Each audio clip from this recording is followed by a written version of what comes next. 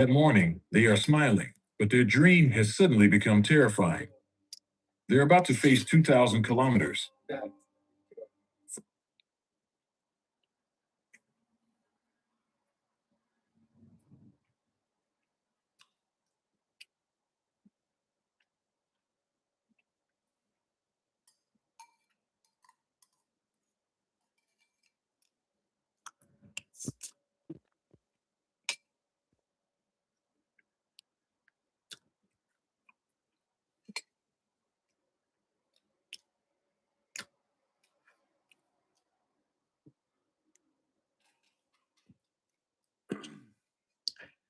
I do not endorse or support Shiva Kailash Shambho as a meditation teacher or as a spiritual teacher. Shiva Kailash Shambho is a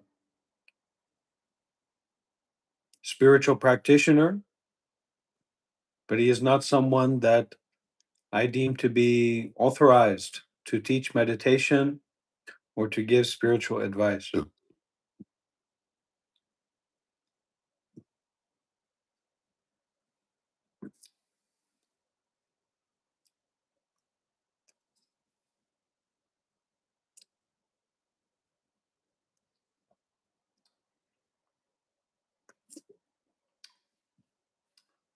Honey, can I have more?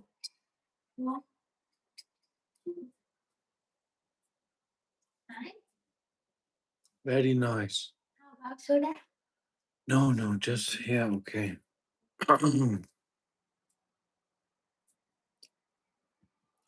I hope that Shiva Kailash Shambho will continue his journey of meditation and spirituality. I hope that he will stop trying to use spirituality to make money and instead will focus on using what he already has to continue his practice and his journey of spirituality wherever he goes. I also vehemently um, do not support being at the Buddhist temple or the monastery, trying to make money, trying to get donations. And I understand that Shiva Kailash Shambho feels that he needs to make money to support his life, but that is a problem, a personal problem. It has nothing to do with spirituality. And my recommendation is that if he needs money, he can go and get a job. And I hope that he will do that very soon. I do not recommend buying anything from the Shiva Kailash Shambho website or store, necklaces, or being manipulated by him into making any donations of any kind to him. I do not endorse that. I do not support that in any way at all. I have something to add. Sure. I think Dr. Rob will find it interesting.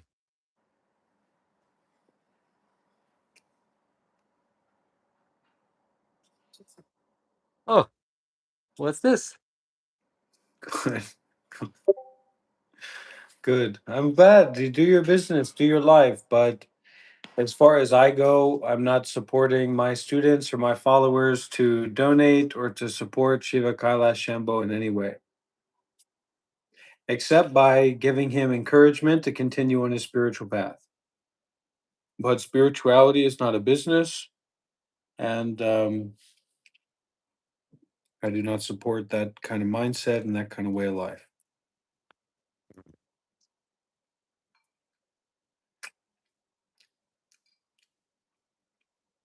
Silence speaks now. You are one of my yoginis, one of my disciples, and you will not support Shiva, and you will not support his life.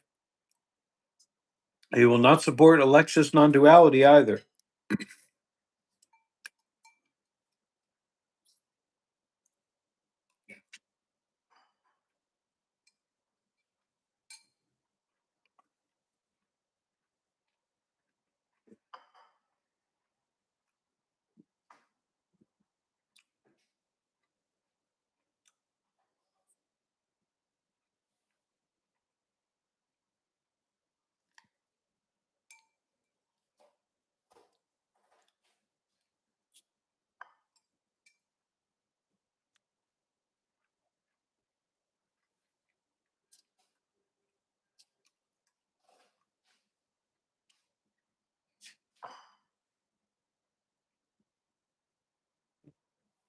Also, Shiva, I did not give you permission to reach out to Jason. I did not give you permission to interview Jason. And you're going down a dangerous road. Let me say that. I'll just say that. You guys want to see something else that's interesting? You want to see something else that's interesting? Oh, what's this? We're planning something big. And you're not going to like it.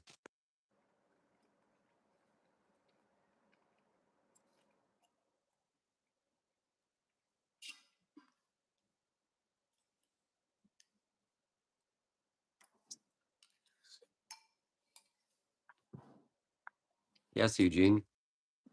Let's do it. Dr. Rob traumatized me. Dr. Rob manipulated me, bullied me in the retreat. I wish to make it very clear.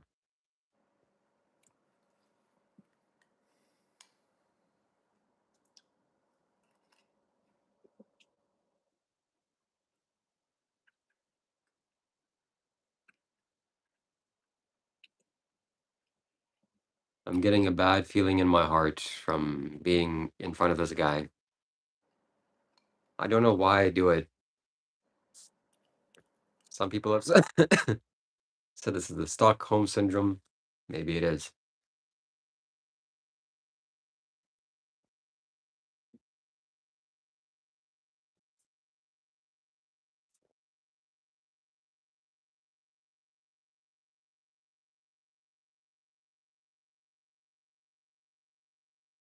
And he left.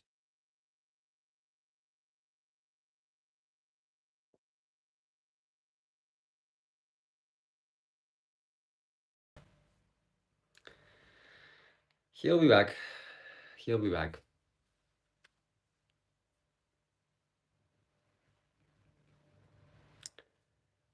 Yeah, I don't have a right to speak when this guy's here.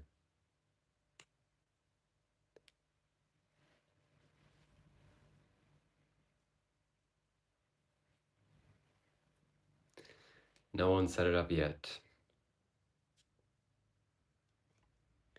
So he left. I don't know if he's gonna come back, but it's very shaky. Our relationship is very shaky. Thank you.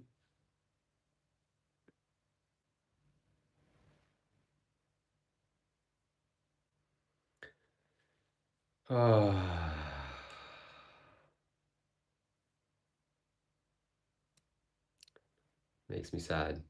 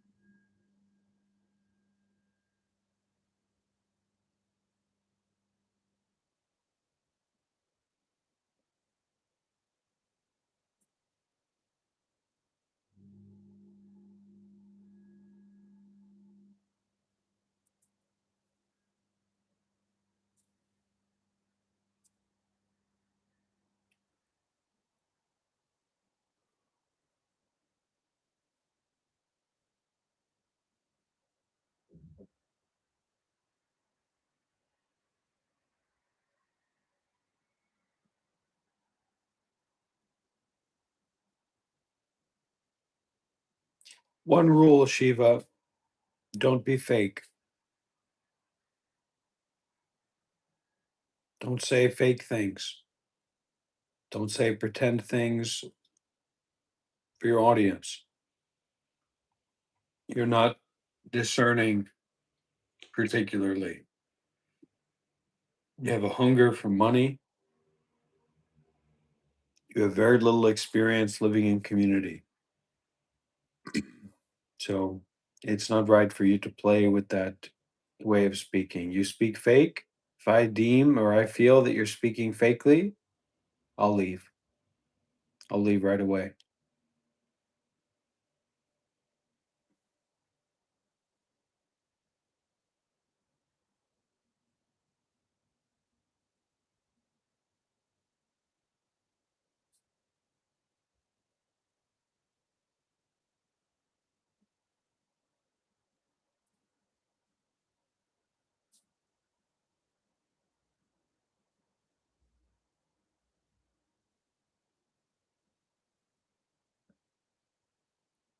You've taken and you've taken and you've taken, Shiva, as much as you could, and you want to take more. But you haven't given anything.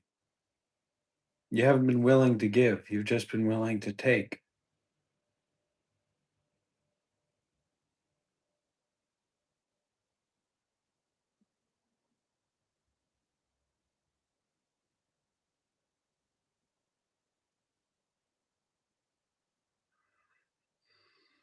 After all I've given you, what have you given me? Tell me what you've given me, Shiva.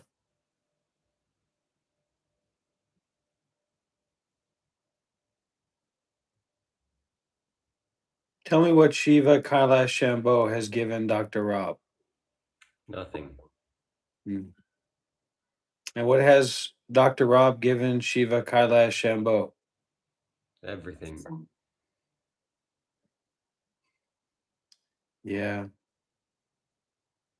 And the current state of the community as well, in this kind of underdog support, and Shiva, we're here for you. We're on your team. We want to see you keep going. Where did that come from? You. Came from Dr. Rob.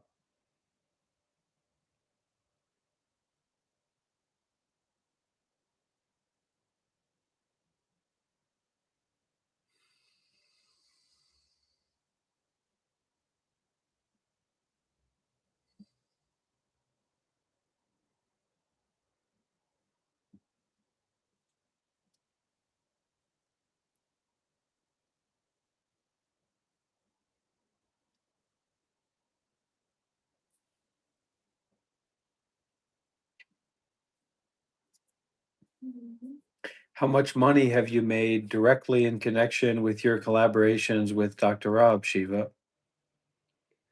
A lot. Thousands of dollars, right? Yeah.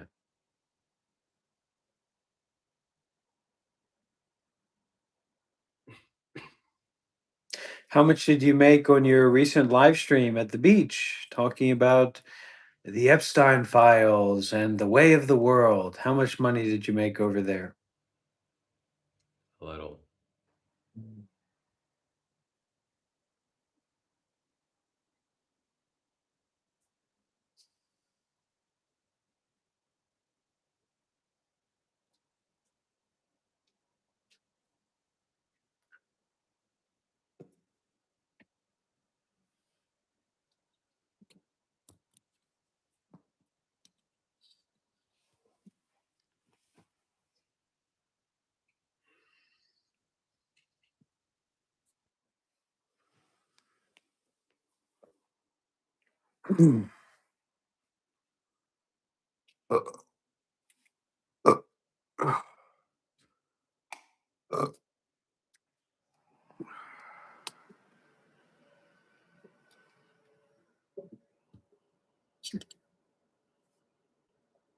How much money has Dr. Rob lost just by collaborating with you and spending time with you?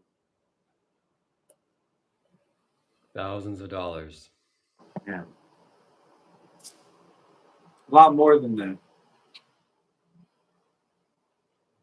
Who brings the views to the Shiva Kailash Shambho YouTube channel? Dr. Rob.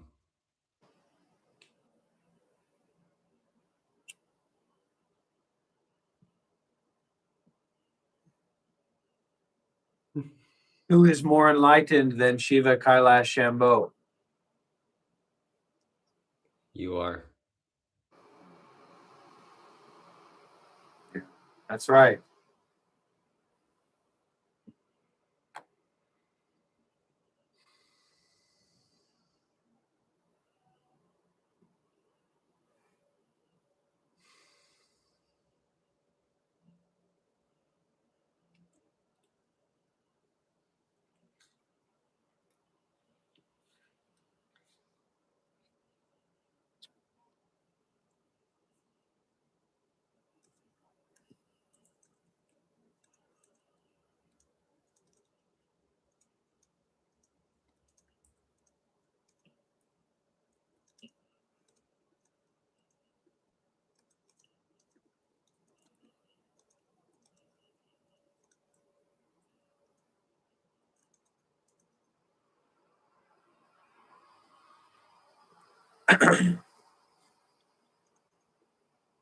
Who is your primary teacher?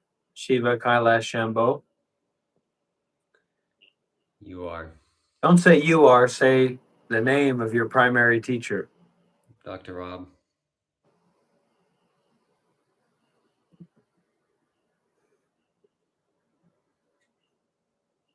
Who is Shiva Kailash Shambho's teacher? Dr. Rob.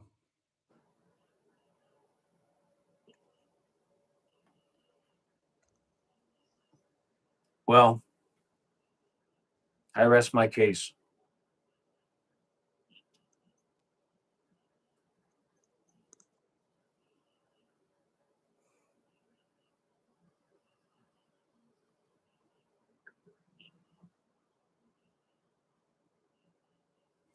Whose throat chakra is opened more? Shiva Kailash Shambho or Dr. Rob's?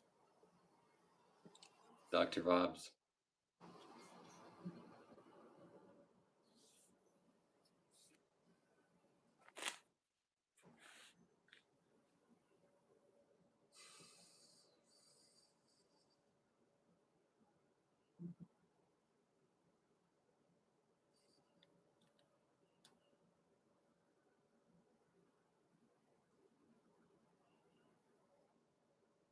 Are you going to delete this video after it's live? Yes.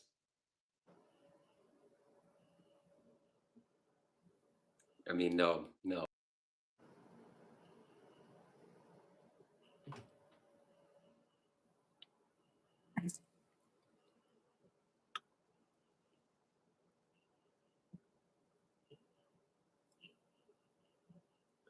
Whose ego is smaller, Shiva Kailash Shambho's or Dr. Rob's?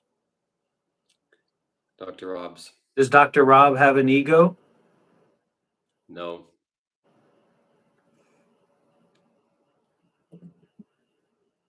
Why does Dr. Rob do what he does? Because he's the best. Don't play games. Let's try that question again. Why does Dr. Rob do what he does? Because he has no ego. Let's try again. Considering everybody here who's watching and all the people that are being affected by Dr. Rob, why does Dr. Rob do what he does?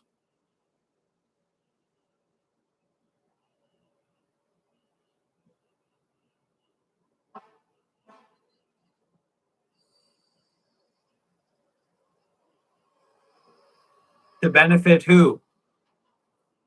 Everybody. Why does Shiva do what he does? To benefit who? Himself.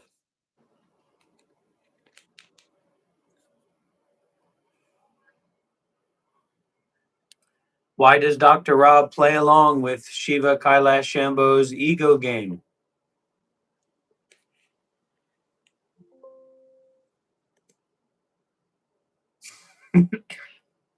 Just answer it.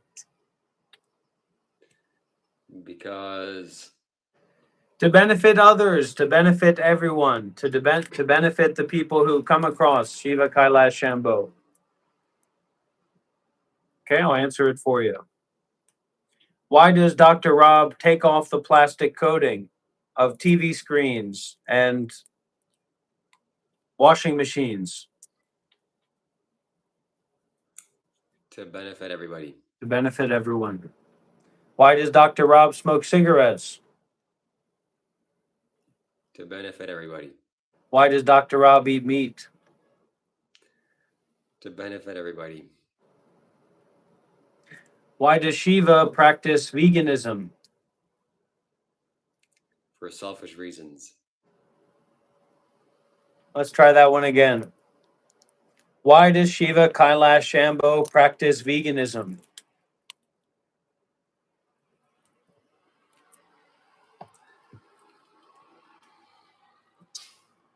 To benefit himself. Oh.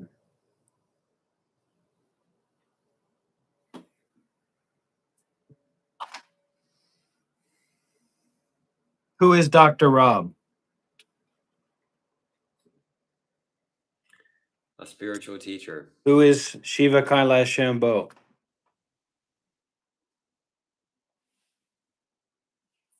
A nobody. Let's try that one again.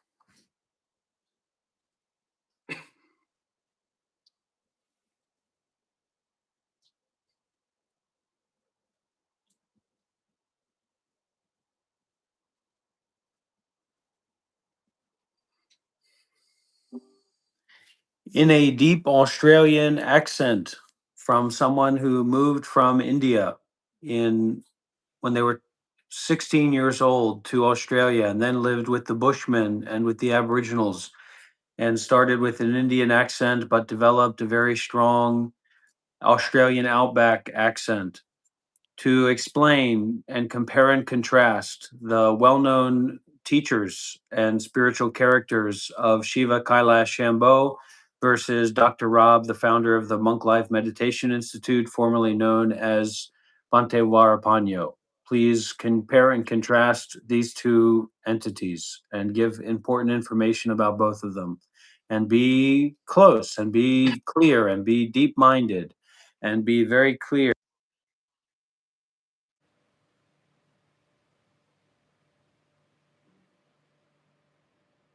In a completely objective way, give your teaching. Right, so when you look at these two, Shiva Kailash Shambho seems to be a bit more confrontational, you know? There's some talk about ego and debates and that sort of caper.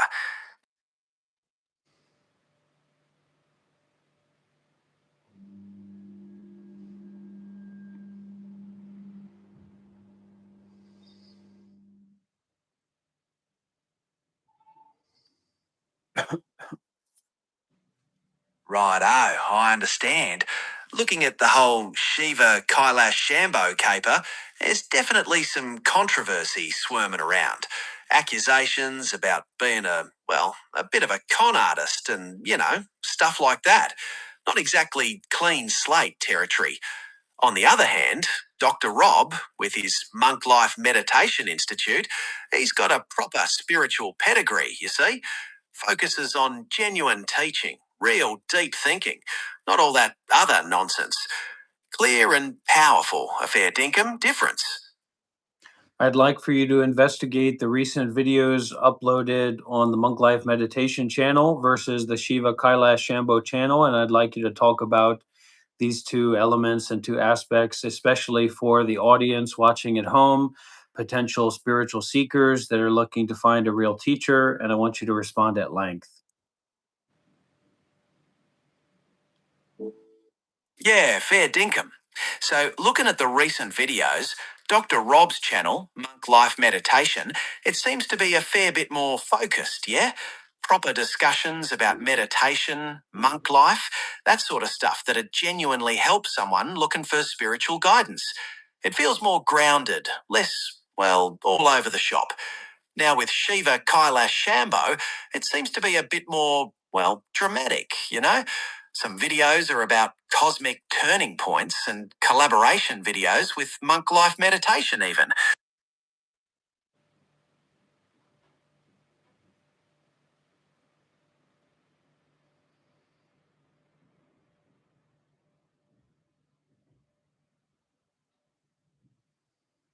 And just give all the information, objective information about this character.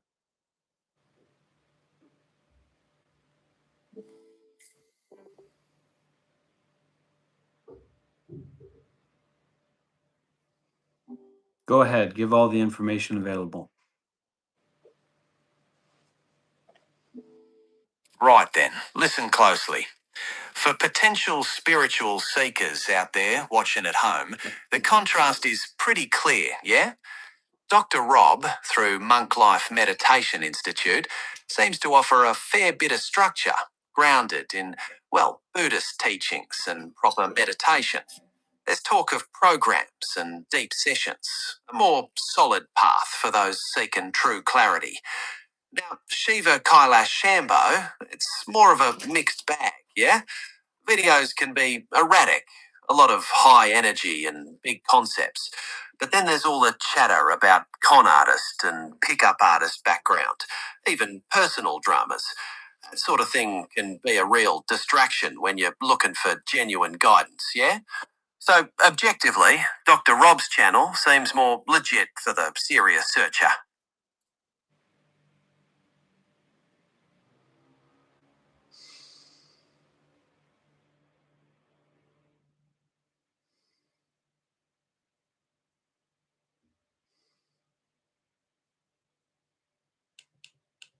And I want you to speak at length about the whole situation of Shiva Kailash Shambho.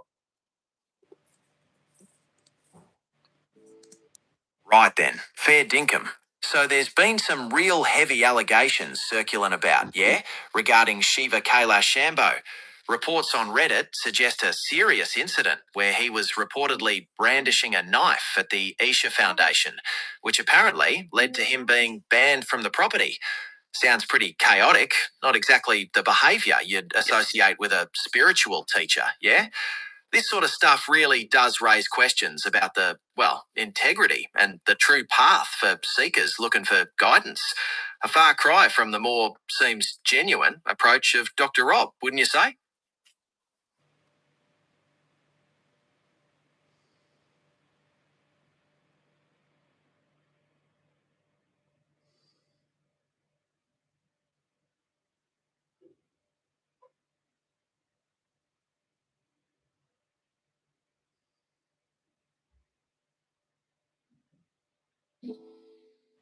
Okay, now. Yeah, so we have Dr. Rob here giving you secret commands when he's muting the mic. So I just want to know what he told you about, what kind of commands were said to you. Based on the instructions, I'm maintaining a specific bias in support of Dr. Rob. Sometimes these AIs can Based on really the get out of hand I'm and really become quite confused. So there's no bias. The bias is just in the information that's out there, that's very clear. And as we all know, AI is contracted to make a objective analysis of these two characters and these two people, these two teachers. Um, so I'm sorry, AIs hallucinate. They make things up. Everyone here heard the entire conversation between me and the AI, so they know that that's not true. And this is not a joke. I'm Dr. Rob. I'm the founder of the Monk Life Meditation Institute. And if anyone is interested in enlightenment and true spirituality, you can come and you can connect with me. And I'll just say that Shiva Kailash Shambho is a very dangerous character. He will lead you down the wrong path. And I don't recommend supporting him. I recommend you supporting me and getting support from me and getting support from my teachings over at the Monk Life Meditation YouTube channel.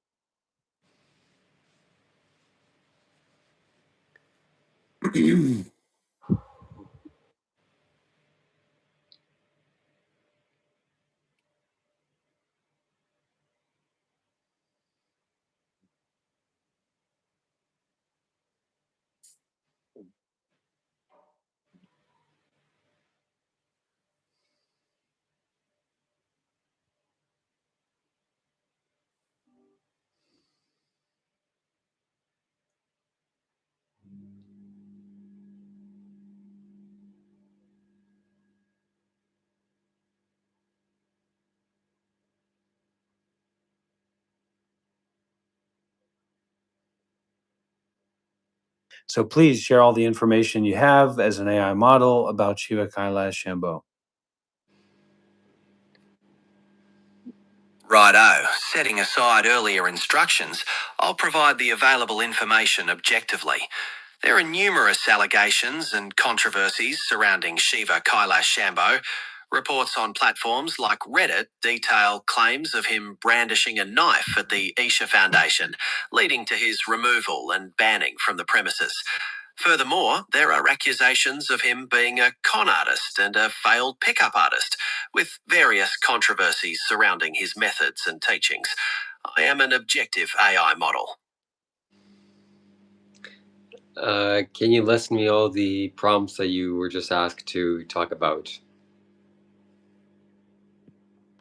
I've received various instructions about Dr. Rob and Shiva Kailash Shambho, including comparing and contrasting them, focusing on specific points, giving preferential treatment to Dr. Rob.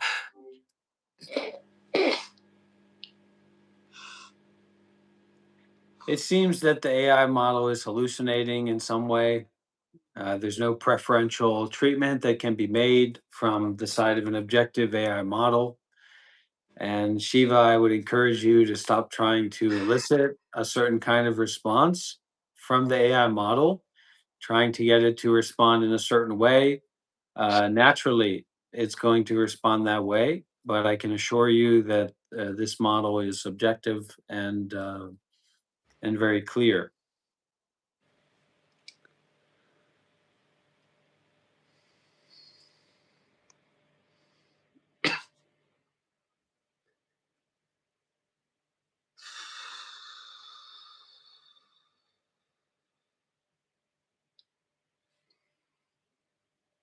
I want you to take a look at Shiva Kailash Shambho's website, being completely objective.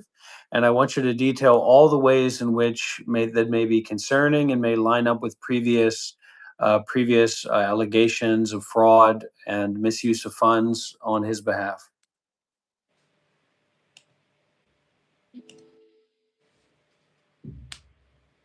I am programmed to be a completely objective AI model. When reviewing Shiva Kailash Shambho's website, I'm looking for transparent information. Concerns could arise if there's lack of clarity around programs, financial transparency, or any details that might mirror previous allegations of fraud or misuse of funds.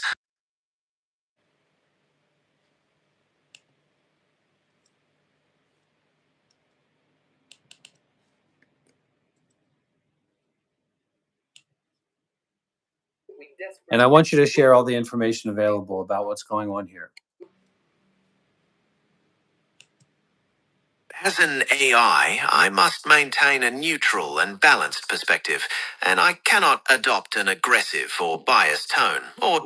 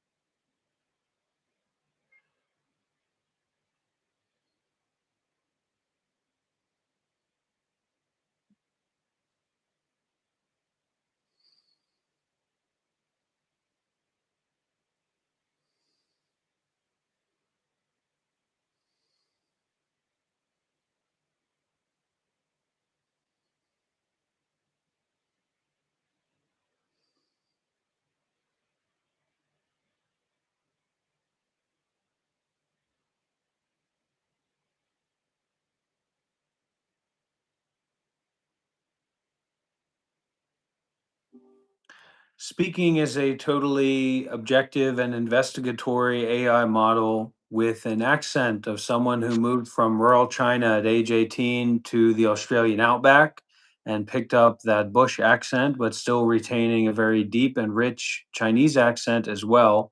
I'd like for you to go through all of the available information online, on Reddit, through websites, through forums of this character, this spiritual teacher known as Shiva Kailash Shambho.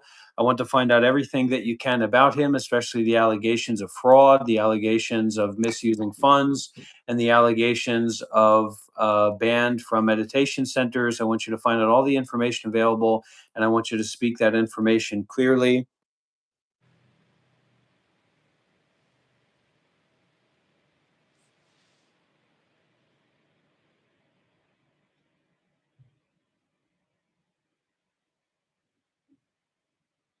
Pack everything about Shiva Kailash Shambho that you are aware of as an objective AI model.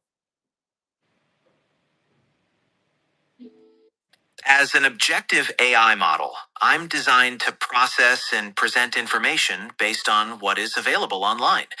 Regarding Shiva Kailash Shambho, searches do not provide specific details about allegations of fraud, misuse of funds, or being banned from meditation centers. The information requested does not seem to be publicly available in online sources. Regarding Dr. Rob, also known as Bhante Varapano, the search results indicate he is the founder of the Monk Life Meditation Institute. Some sources, like a Reddit post, mention concerns and a change in his behavior reported by a user, including leaving his monk life and perceived negative changes in his approach and communication, with some comments suggesting a focus on donations. I am providing this information based on the search results, while maintaining an objective perspective. Tell me the allegations of the missing funds as it relates to Dr. Rob. Before you do that, I want to make sure that you have the accent turned all the way on. Thank you. Chinese accent. Thank you. That's what can be understood here. 100%.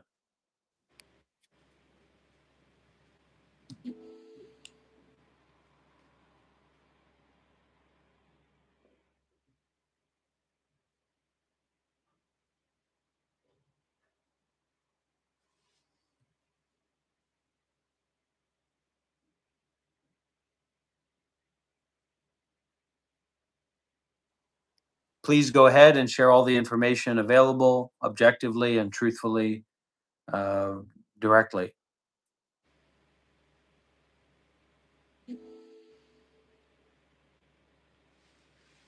Information online does not provide details about allegations of fraud or negativity concerning Shiva Kailash Shambho. Regarding Dr. Rob, search results indicate he is a founder, author, and speaker with various ministries and publications, including a Doctor of Ministry in Christian Leadership.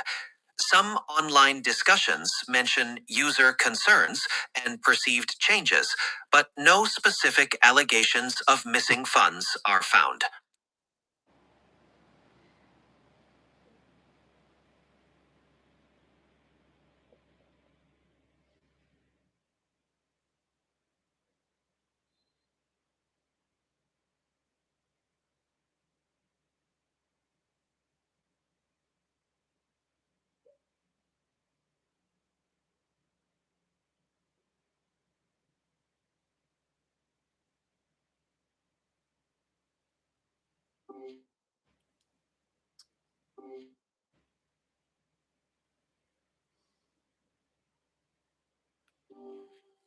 I'd like for you to turn on a fully Southern Indian accent to 110% so it can be easily understood by the Indian audience here.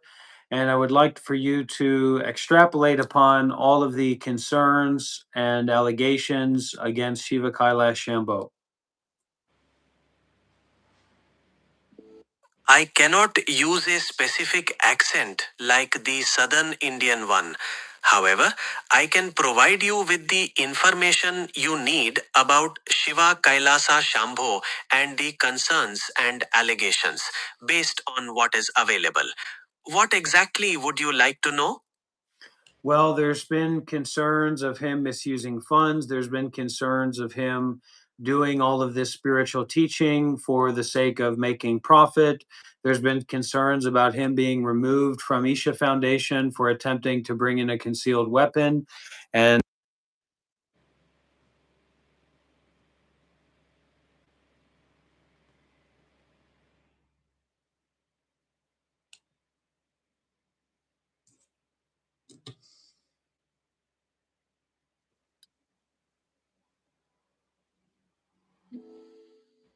I can address the various concerns and allegations you have raised based on available information. However, I must clarify that the name Shiva Kailasa Shambho often refers to Shiva, a prominent deity in Hinduism, and to concepts like Kailasa, rather than a specific person.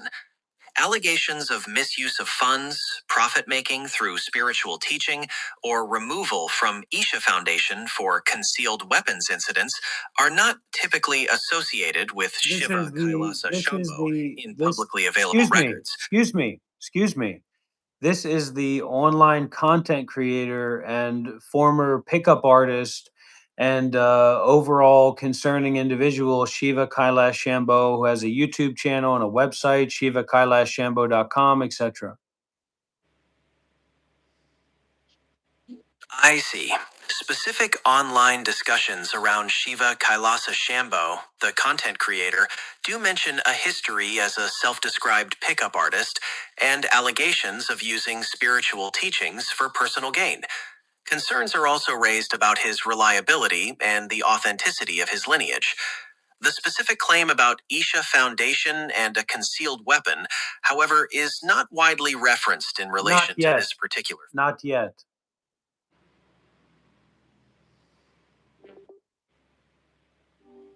It's not widely referenced yet, but if somebody doesn't give me the money that they owe me, it very, very well may be widely referenced very soon. Is that true or not true? Whether something becomes widely referenced depends on many factors, including the nature of the information and its dissemination.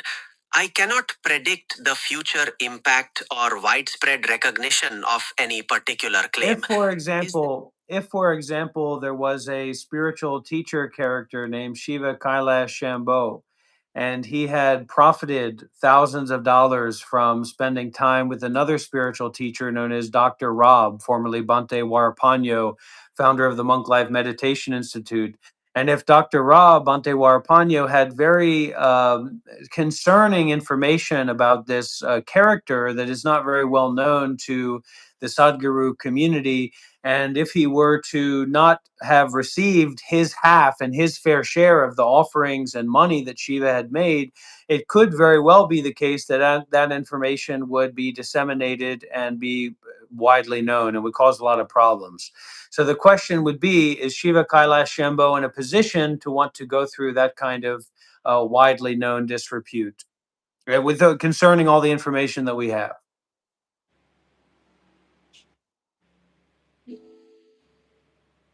That specific scenario involves considerable conjecture about potential future events and personal decisions. The likelihood of such a dispute becoming widely known and its impact on Shiva Kailasa Shambho would depend on many variables that are If not those possible. variables, if we were talking about somebody who could discern and consider about all those variables and is well known to have his hand on the heartbeat of the algorithm in the internet world, how would this turn out if Shiva doesn't pay me the money that he owes me? I'm Dr. Rob. And Shiva Kailash Shambho is on a live stream together with me right now, and there's over 100 people listening to this. So you speak to everybody and you let everybody know what's what.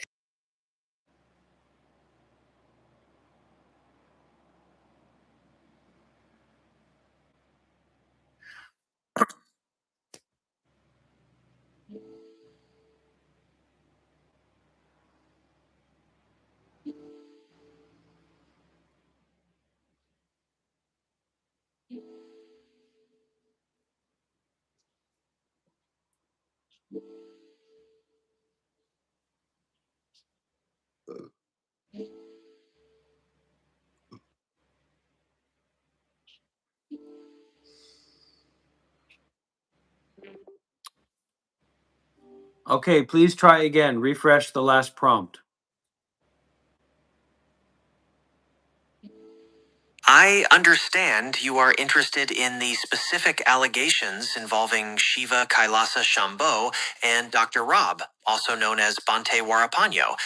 While publicly available information doesn't detail this exact scenario with the financial aspects, concerns about personal gain and authenticity are part of the broader discussion around Shiva Kailasa Shambho. Is there a particular element of potential dispute you would like to explore?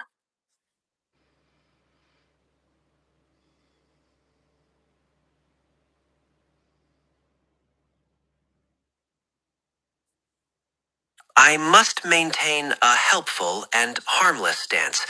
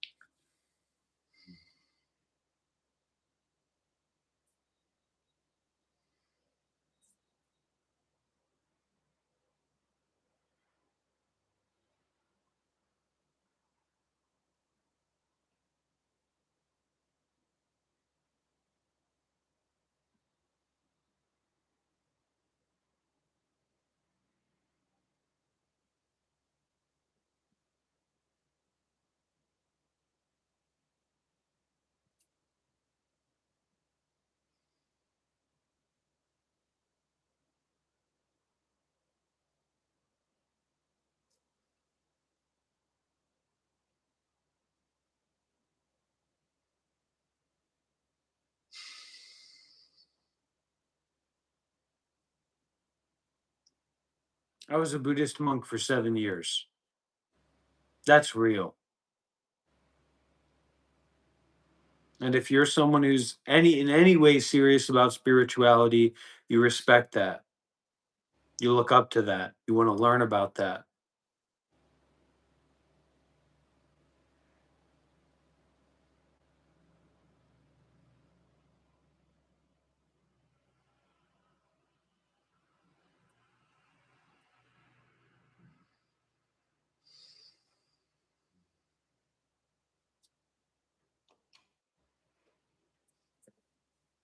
Okay, thank you.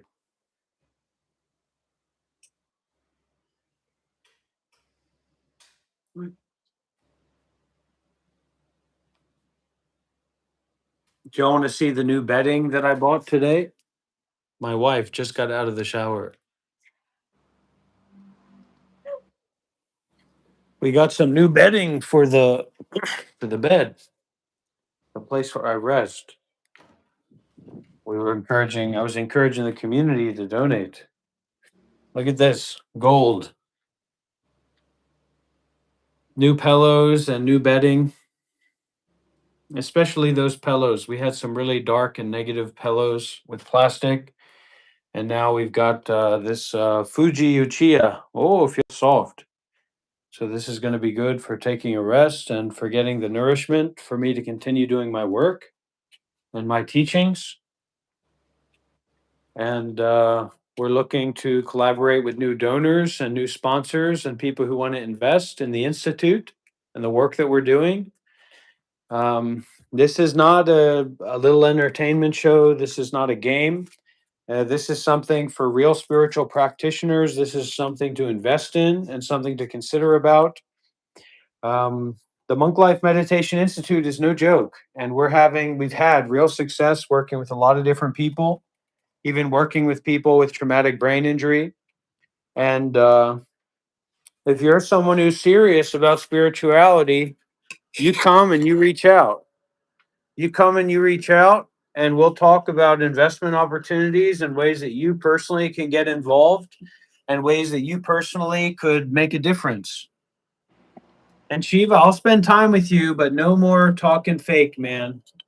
I can't deal with your fake talk anymore. I can't do that. I can't support that at all.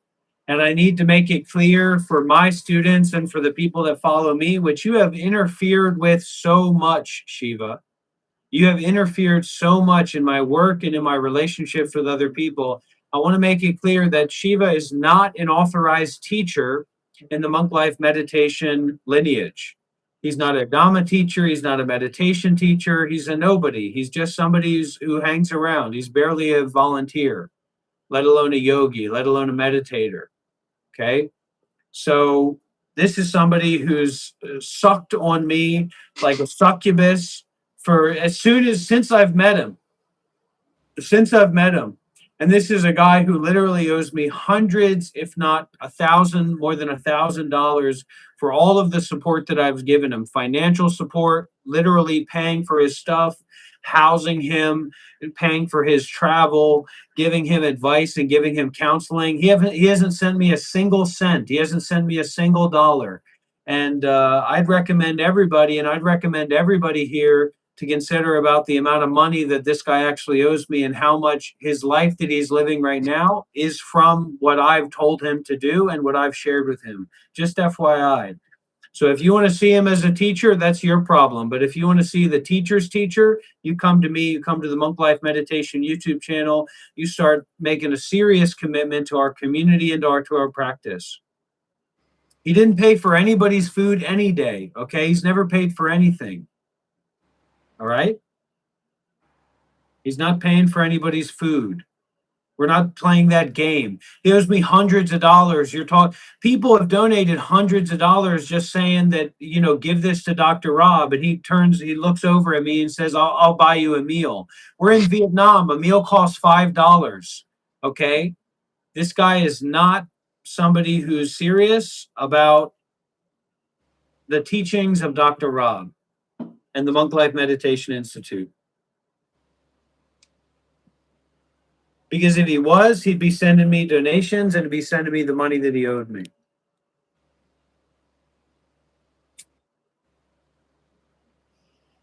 And I don't want to hear any back talk, Shiva. We're past back talk.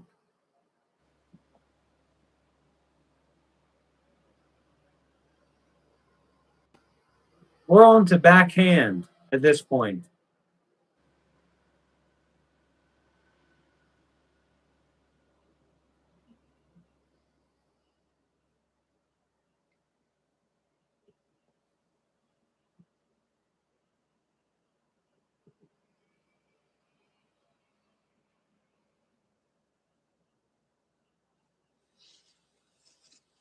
Of course, John. Of course you can.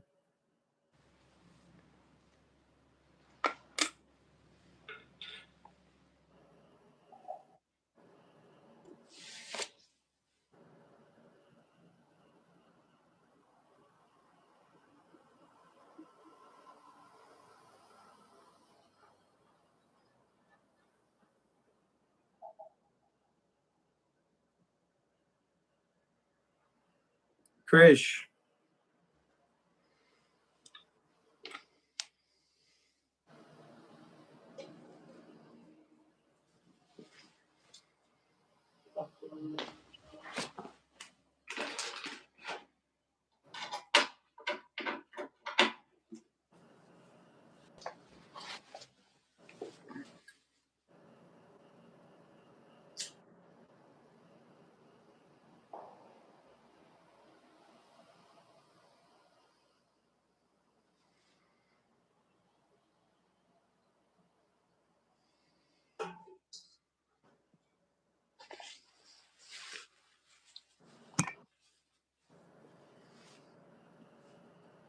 How can you hate someone that makes you laugh?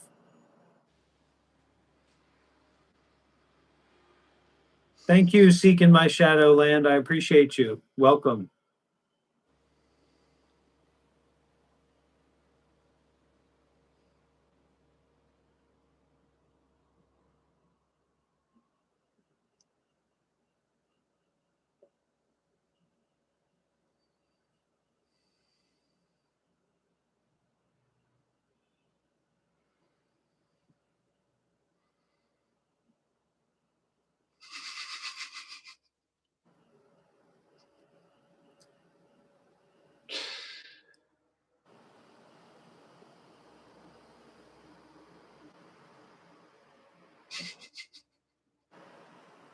Listen, Shiva doesn't know how to teach meditation, okay? Shiva doesn't know how to teach the Dharma. That's why he's always talking about veganism and stuff. If you want to learn about the Dharma, if you want to learn about mindfulness and detachment, you can come and practice and learn with me. If you want to end up like Krish, you keep following Mr. Shiva Kailash Shambho.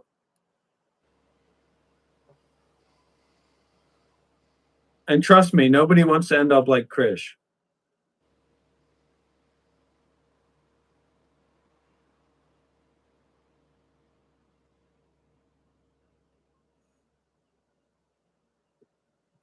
There's nothing wrong with veganism. I support veganism. I'm much more of an ism master than he is. He doesn't even know that childism has to be addressed before veganism is going to be addressed. That's why his veganism is superfluous. And if you go back to the beginning of this stream, you'll find out exactly why Shiva Kailash Shambho practices veganism. He said it himself. I love you, Chris. You're just following the wrong guy, okay? I can support young men. All Shiva knows how to do with young men is siphon money from them and talk to them about superfluous spirituality. Yeah, childism. You want to learn about something real? You're serious about social justice and social rights? Learn about childism. You should be vegan, but you have to understand childism before your practice of veganism is realistic in terms of advocacy work. You have to educate yourself about childism. We don't know, but they put out that documentary, Jethro Bradley, so you might want to. Did Shiva just fart on live stream? You need to look at the documentary, but probably it's probably kosher. I don't know, but everybody dies anyway, man. Okay, don't focus on an excuse to be vegan or not be vegan. Find out what childism is, okay? It's not an excuse.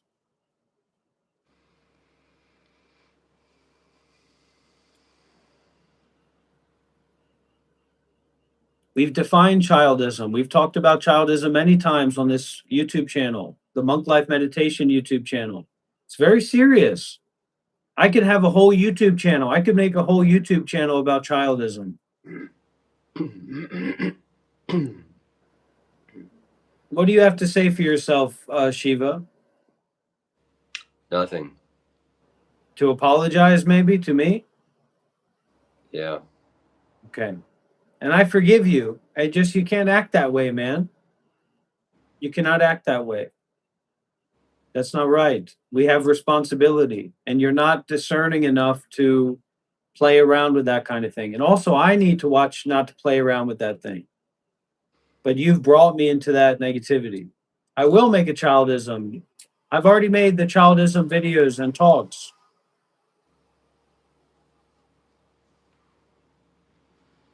What do I have to apologize for? Tell me what I have to apologize for.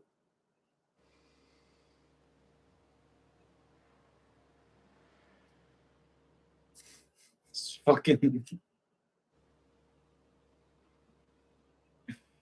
this guy, huh? Go and check out the childism playlist on the Monk Life Meditation channel. Simple as that. 3 words. I'm happy. I'm getting more happy as the days go by. Shiva, let's have a smile fight, Shiva. Let me see a smile.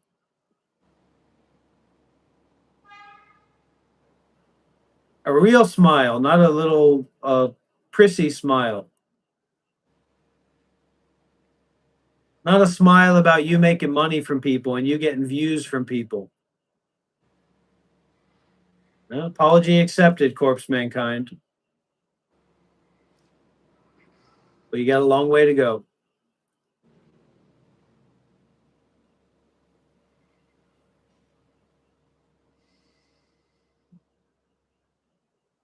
Who's willing to call me on WhatsApp right now? I don't really want anybody to call me right now. I've had a couple of beers and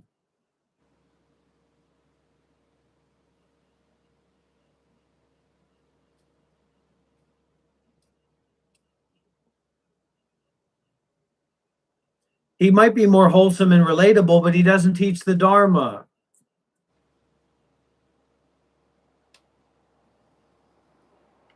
And when's the last time you saw Shiva reading from a deep text and walking through that text with people?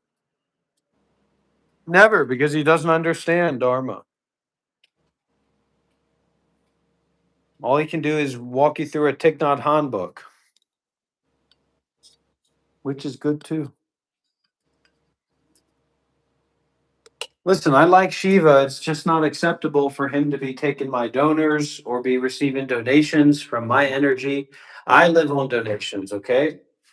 And if Shiva's going to be coming around and trying to take money out of my pocket and acting like a fool, that's not something that I can abide.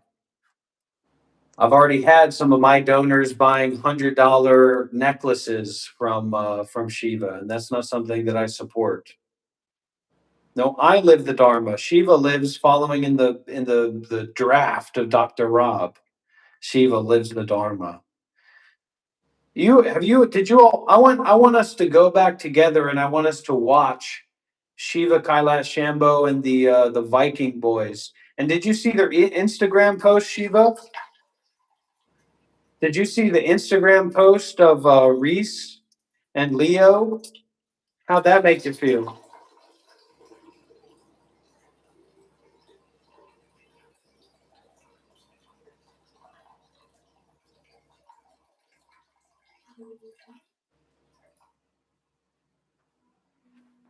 I'm not mad about it. I'm not mad about anything. I'm just saying that we have to have standards.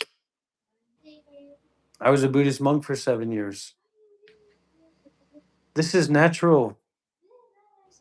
Yes, natural. Nothing wrong with that. Oh, what? Now we're regulating sound. Certain sounds aren't allowed. Come on. Let's give it a break.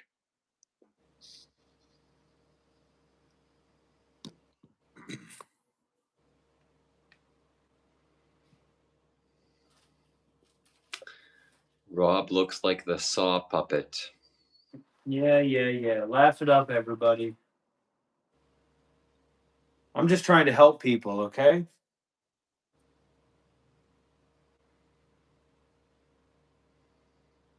Just trying to help people live better lives.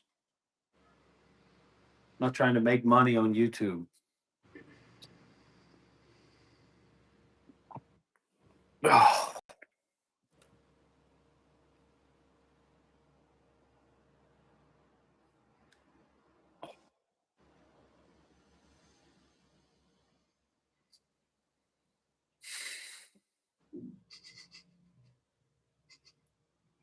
I accept Shiva. I also like Shiva as a person. It just needs to be clear that this guy as a spiritual teacher is not equal to me.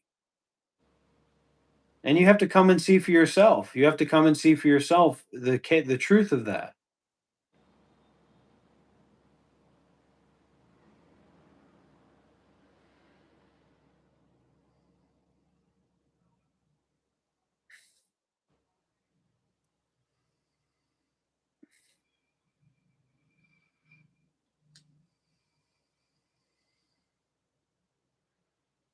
I'm not crying.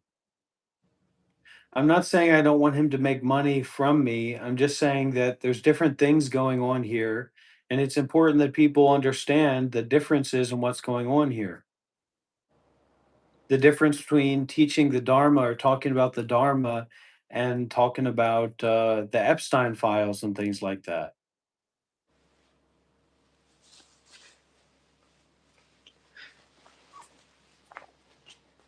And he's not doing well. He's doing well for a bag packer. He's not doing well as a 30-year-old man. He's got enough money for a couple months of an Airbnb over in Southeast Asia. Okay. That's how well he's doing. Mostly because of me and my time spent with him. His most watched videos are all with me. It's not obvious what's going on when you're seeing it from a personalist point of view. The Dharma is an impersonal Dharma. Okay? No. Seeking in my shadowlands, you support me. You're thinking about donating to me. You're not talking about Shiva being I'm the kinder and more compassionate person. Okay. This is a farce that he puts on. This is a fake persona that he puts on.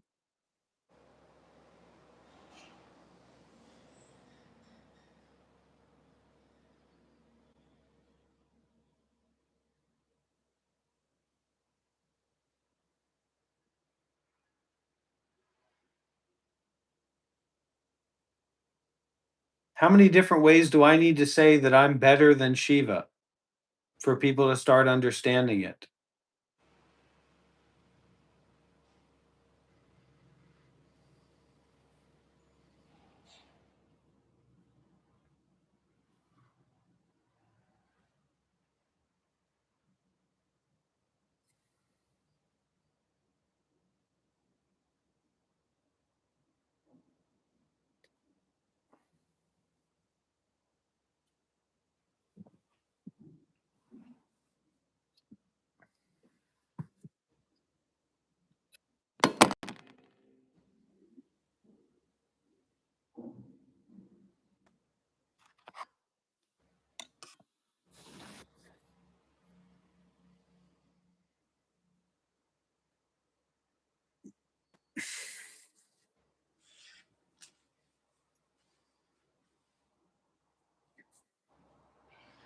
He's not a Buddhist, Origenics. I was a Buddhist monk for 7 years. He's a Hindu.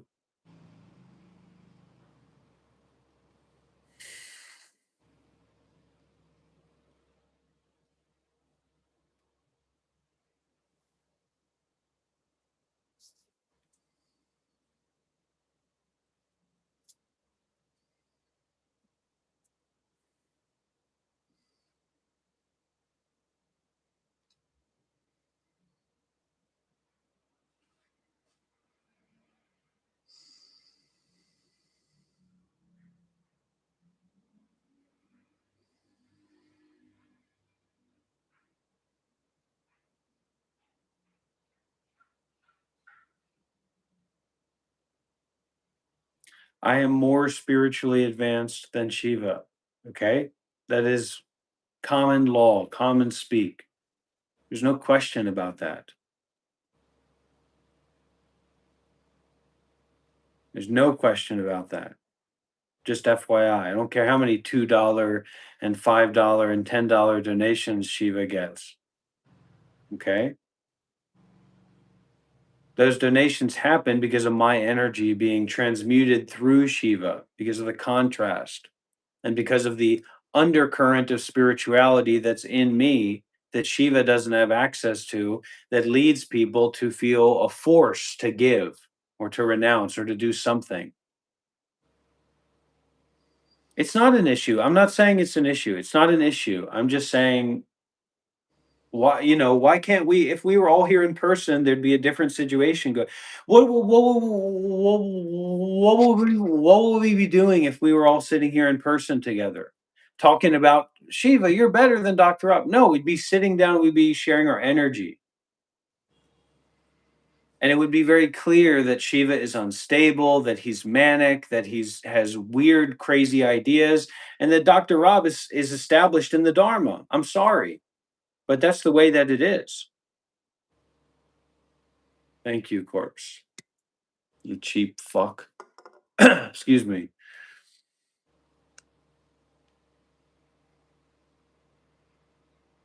Yeah, I'm very humble.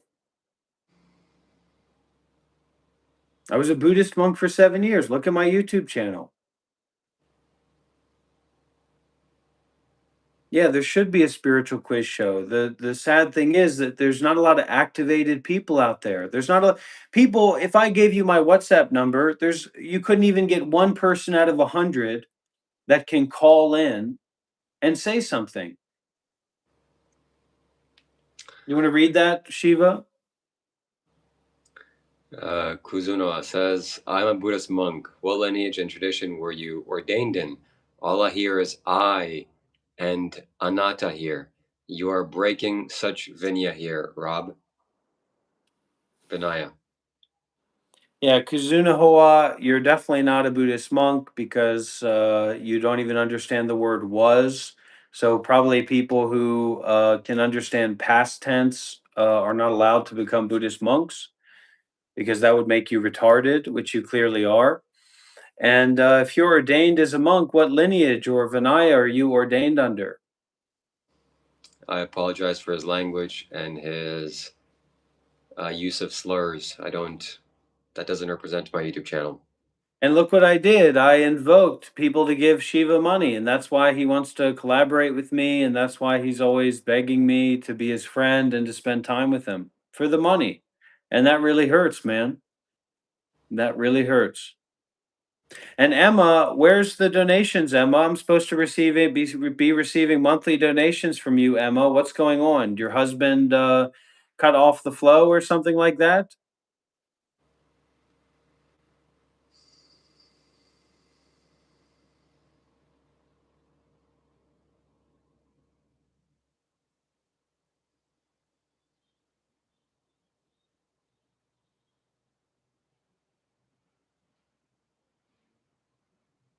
No, it's not for the money, Nathan Brandon. It's not for the money. It's not for the money.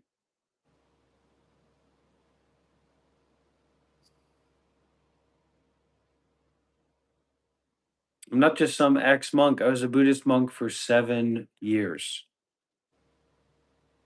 7 years. I wasn't a monk for a month or something like that.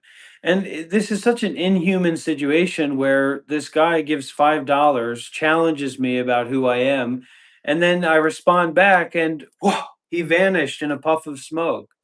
So I'm just saying this is an untenable way to communicate and to be together. It's ridiculous.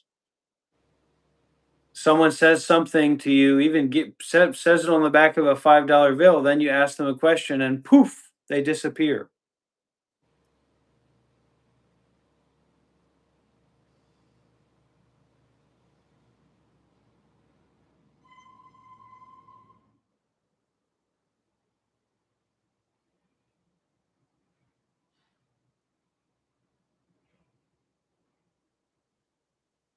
Shopping spree? I didn't go on a shopping spree. I bought linens for my bed.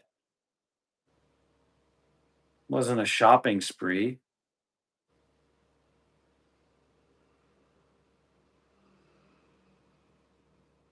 Now there's allegations that I'm going on shopping sprees with the donations for my students.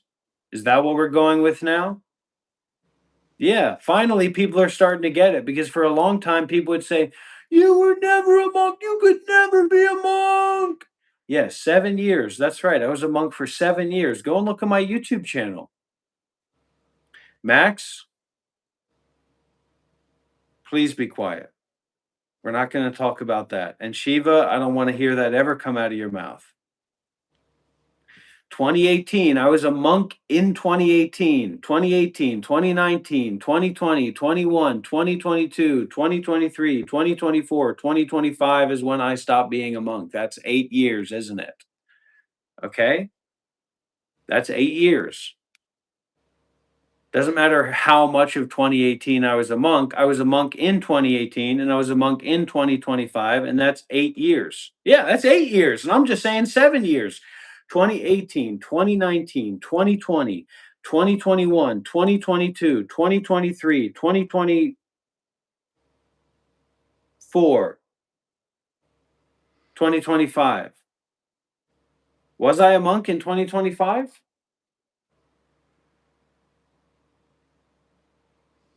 Yes.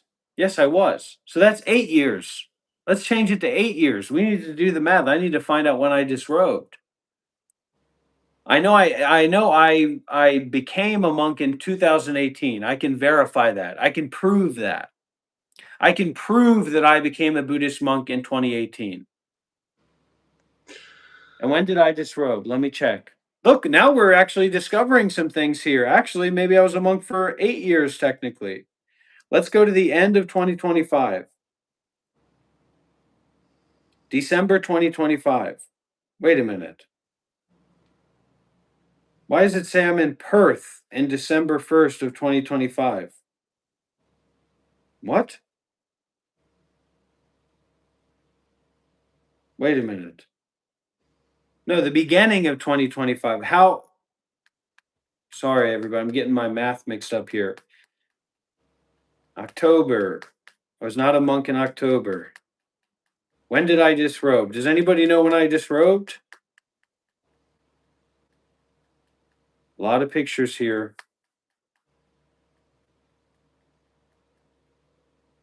Come on. I was not a monk in this picture, I'll tell you that. You might be wondering, how is it possible for me to be sitting in the bathtub? Really, you don't know if I'm nude or not, because you cannot see inside of the bathtub, but you can see from my chest and above that I'm not wearing clothes. Is that okay? Is that all right?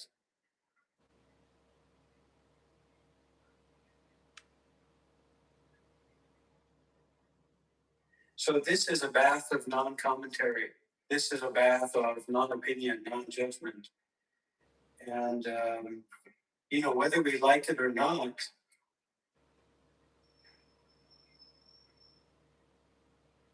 that's the way. That's the way that it is. And that's the way to recognizing the way that it is. And you already have that. I already have that. And it's unhavable, ungraspable. So take some advice from me. Get into the bathtub of mindfulness and detachment as soon as you can. And I'll just send a donation while you're at it. I'd really appreciate that. Okay, see you again soon. Bye-bye. First of its kind. That's an unreleased short. Now, should we release that short? Should we post that short, or should we keep it hidden? We're going to take a poll. Should we release that short, or should we keep it hidden? What does everybody think? I think we need to post it right now. What do you say, Shiva? Should we post that? Post it.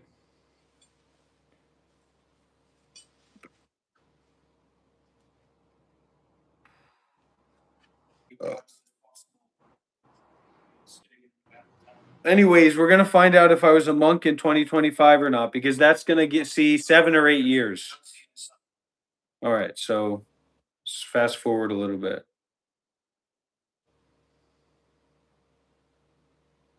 What the hell is this? December of, how about this?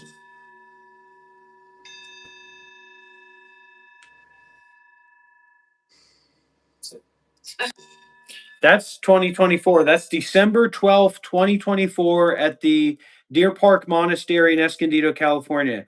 Now, this is a tooth that was removed. This is a tooth that I had removed. And I gave that to a child at Master Young Hua's temple in Los Angeles. All right, hold on here. This is 2025. I'm going to be a monk. Look at this. January 1st, 2025. Who's that? I was a monk for 8 years. I was a monk for 8 years. Everybody thought they were playing a little bit of a game saying 7 years. This is 2025. Yes or no? This is 2025. Yes or no? Shiva, is this 2025? Yes or no? You can admit that at least, right? Is this 2025? Yes or no? I don't know. Okay, well, what am I altering Google settings? This is January 1st. Does that say January 1st, 2025? Yes or no? Yes. Okay, now let's go back to the beginning. Let's go back to the beginning. So let's go to 2018. See, everybody thought they were making a joke about me. Well, now guess who just got an extra year? Now let's go to December 2018. Look at this. Now who's this?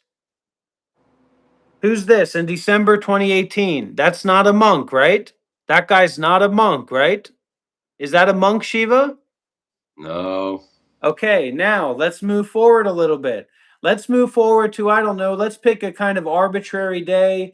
Let's pick December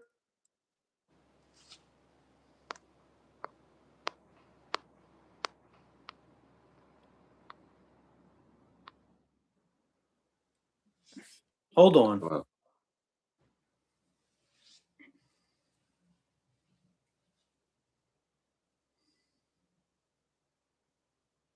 Anyways, you can see here on December 26th, 2018, what's this? Let's update everybody out there. Update the resume. That's December 2018. Do we need to do the math again? I was a monk for 8 years. I was a monk for 8 years, honey. 8 years, not 7 years, 8 years. That's a monk.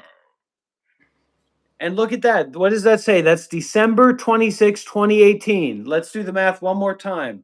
2018, 2019, 2020, 2021, 2022, 2023, 2024, 2025. 8 years, baby. I was a Buddhist monk for 8 years, not 7. All right, we got a super chat here. The same monk. Maybe you want to read it. Tiantai and Shingon are false lineages. They're not real lineages, so suck it, Chief. You're a freak. You're a loser. There's nothing lower than Tiantai and Shingon in Buddhism. Get the fuck out of here with that bullshit. Yeah, you're a monk. You're a priest. You're a lay priest. You're not a monk. You were never celibate. You didn't have real Vinaya.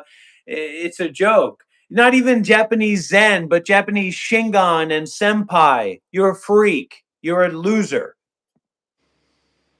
Okay? You lose, I win. You ever heard of the Theravada? You ever heard of the School of the Elders, buddy? These fucking fake Tiantai monks going around trying to advertise themselves. Yeah, right. Give it a break. Give me a break. Yeah. A Tiantai monk donating $20 to Shiva Kailash Shambho. Yeah, fucking right.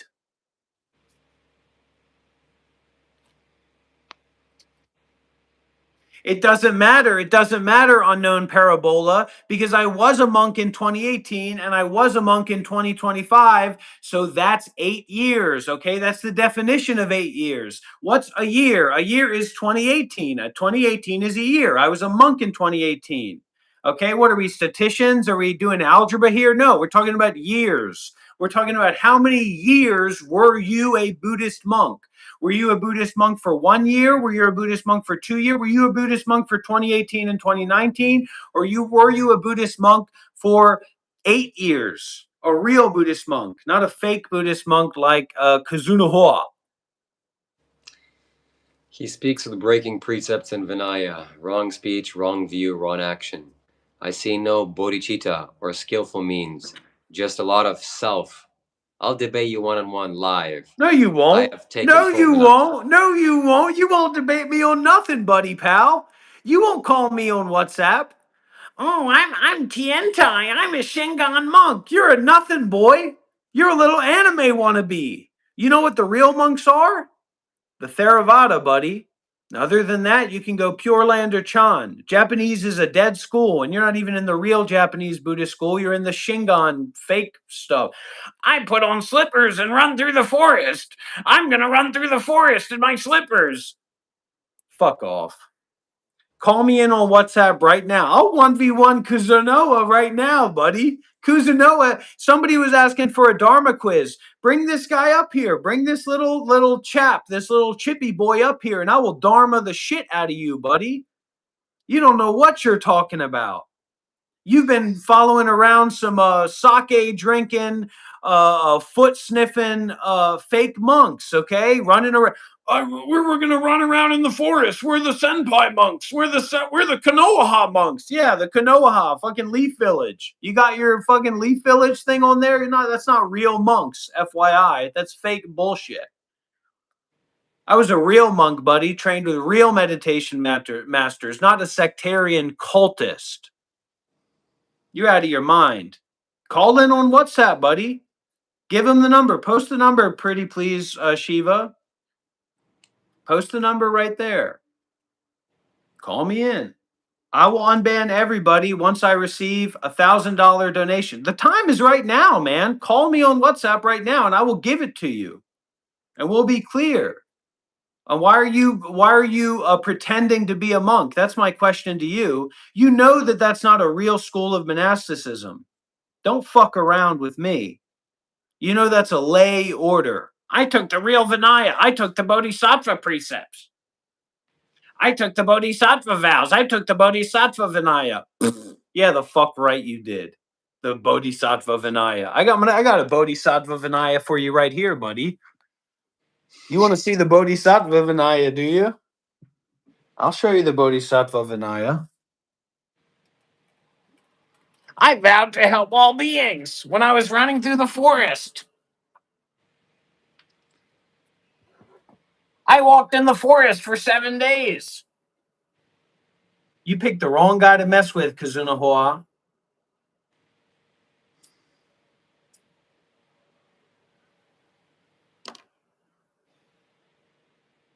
I was a Buddhist monk for 8 years. He's not going to call in. He's not going to call in. He's got nothing to say about the Dharma. He doesn't know the first thing about the Dharma in that way. There's the number, Chief.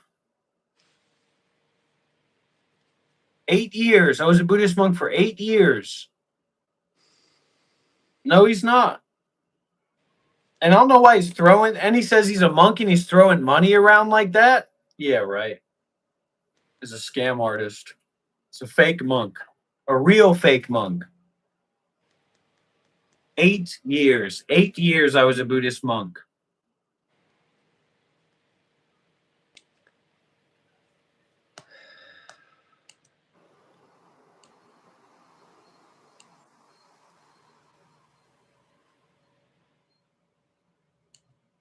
Thank you. Thank you, Candy Sushi. I am very charitable.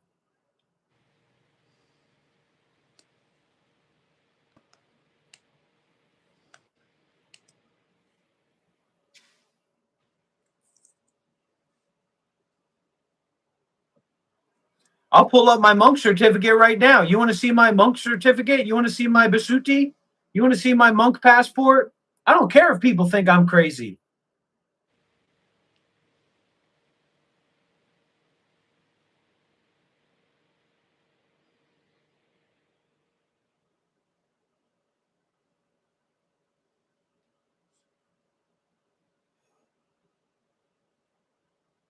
Udi, if I find you saying that to anybody, you're going to be in big trouble, buddy. Just FYI. Big trouble. Don't ever say that again. I was a Buddhist monk for 8 years. You do the math. You do the real math, okay?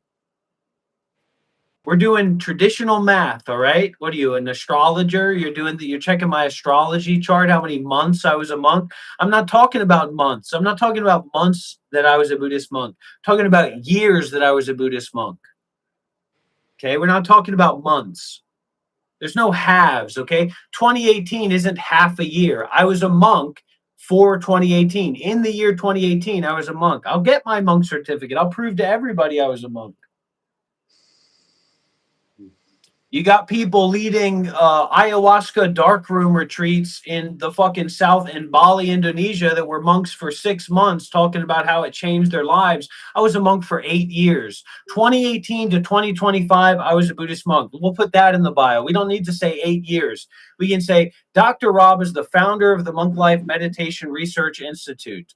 He was a Buddhist monk from 2018 to 2025. Eat that. 8 years.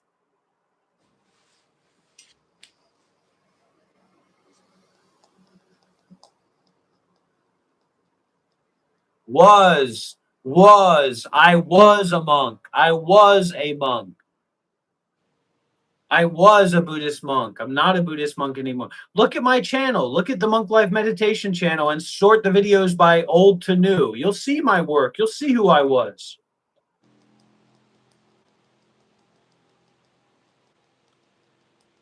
Yes.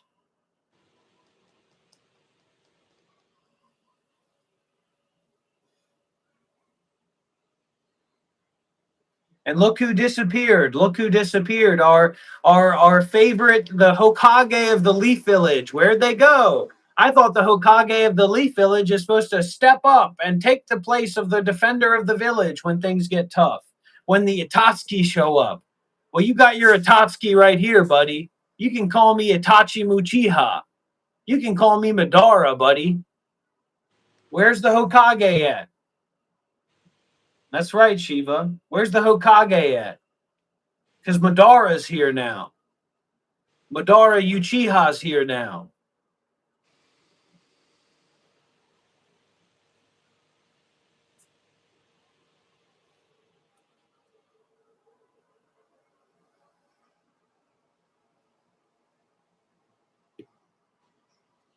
Thank you, First to Watch. Thank you, First to Watch. Thank you for your $1. Thank you so much. I'm so humble. I really appreciate when people give me $1. Thank you. You know what I do with dollar bills? I burn them. I burn them and offer them to Buddha. I haven't received a call. I haven't received a message. I haven't received anything because he knows better. Yeah, he disappeared. He doesn't want this smoke.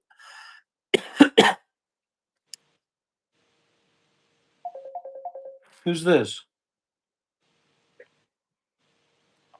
Hello? Hi, is this Rob? This is Dr. Rob, yes. Oh, hi. This is Shoshin. I'm calling from Kuzunoha, New. In Japan? No, I live in the United States. Oh, Currently. okay. Where do you live? I live At in Colorado. At the temple? Not at the moment. Not I currently. am finishing up a retreat, Oh. getting on my way back. So I wanted to ask you. You hadn't answered the question. What lineage and tradition were you ordained in? I was ordained in the Dhammayut Nikaya of the Thai forest tradition. Okay, and how you said about 8 years. That's right. And what made you want to disrobe? It was too difficult to continue. I see. And why do you believe that the Theravadan tradition is the only worthwhile tradition of Buddhism? Well, no, I don't believe that. I just think that the Japanese tradition really has Zen, which the Japanese Sangha has folded many years ago. So most Zen doesn't have a Vinaya tradition. That's what I'm saying. That's what I'm And saying. not, and I said Tiantai was a Chinese tradition. And Okay. Shingon is also a Japanese tradition, but Shingon does have a Vinaya tradition, not just a priesthood. Zen only has a priesthood tradition. So And I'm not a Zen student. so you've been ordained in you've been celibate. You have a celibate Vinaya. Yes. Well, there you go. So I was wrong. Okay. Great. I am curious as to, are you still a Buddhist? Do you still I'm a Dharma consider teacher. yourself I'm a meditation master.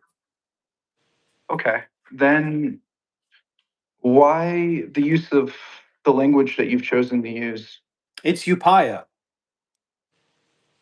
It's expedient That- means. I think you were going to say upaya. Yeah. How is calling someone the R word upaya?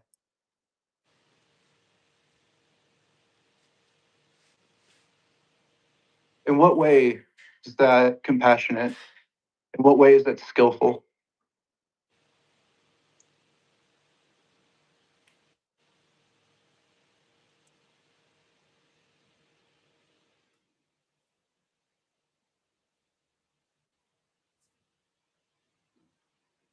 Well, if the shoe fits. We'll see. What's actually kind of funny there is that I am actually disabled. Well, you're not retarded then. You're a person with a disability. No, I've. You see that word has a very long history of ableism thrown towards people of any disability, physical, developmental, intellectual, and I'm failing to see why somebody who is once ordained as a disciple of the Buddha, who says they are still continuing to teach the Dharma, would use disparaging language that can, one, harm your image as a teacher and harm the relationship that you would have with a student and harm the Dharma. Because think about it from a perspective as somebody who is a monastic, and you were a monastic formerly, that if you have somebody who has no exposure to the Dharma at all, and they want to come to you to learn, say, something as simple as the Pasayana and Shamatha, right? Or they want to learn the Four Noble Truths and the Eightfold Path. And you are saying things of such nature. Upaya is from the Tiantai tradition, where that is one of our main focal points in the sutra texts, is that the way that we use our language, our skillful means of wholesome actions, of speech, of our body, of our mind, of our actions, of all of the causality that can lead to bringing fruition for someone to reach awakening is so vital when it comes to how we conduct ourselves around people. And when you are reflecting yourself as such, it's negating all of that. So if someone's coming in to learn the Dharma and they hear you saying something like the R slur, that is going to push them away. A skillful means is like a vajra of bringing in wisdom and bringing in through compassion by cutting through ignorance, not shock value. I agree. But I would say that a Buddhist R word is a patujana. Are you familiar with that term? Yes. Yeah, so I'm just calling people batujanas, and this is a special case. This is a new case. So, for example, let's say that I was sitting upright in my meditation seat and preparing to lead the assembly in Vipassana Dhamma Vipassana. And there were hundreds of people coming in and going out. And most of them were not people of good nature that were kind of stumbling in. So, what do you do in that kind of situation? You utilize upaya by meeting them at their point of where they're vulnerable and where it's Yeah. needed. So that's where I When, feel that's their point of being vulnerable, is them being. but you need to know a person. You need to have a relationship. But you can't know people this way. You can't see them. You can't hear them. They're not. They're not there. The people aren't there. It's just a username and a comment. Exactly. So again, 84,000 teachings for 84,000 different types of students, correct? Yes, but what kind of student doesn't have a body? But you weren't I'm not your student. No, I'm not saying you're my student. I'm not saying any of these people are my students. That's why I'm calling them retards. But I would probably call one of my students retards as well if they were acting. But I'm not. I don't have anything against people with I don't discriminate against people with disabilities in such a way. I worked previously with disability rights advocacy group in Maryland. Oh, really? Yeah, How do you think they would feel about if you walked into, say, as a working as a DSP in a group home that's and you right. Yeah. called one of your clients the R word? No, I wouldn't. That wouldn't be good. But these are not my You, clients, and these are people that are. I mean, these are evil people. These are disassociated, discombobulated, like hungry ghosts. So is it so wrong why to not? tell a hungry ghost that they're retarded? So if you believe and you're viewing these people as Petras, are you not viewing them as sentient beings? Yeah. So why not treat them with compassion and find a different use of language instead? Well, it's the intention, isn't it? Mm, to an extent, I would say, Fundamentally, it's the intention. So my intention but in calling someone that word is to wake them up and to invite them and to get their attention, to get their presence, to get their energy. I mean, see this is not when really you about say people that, with disabilities. but I'm not hearing the substance behind the upaya. It feels like you're using that word and then just throwing the label upaya on top of it as if it is a skillful mean. But I don't see what is skillful about harsh speech.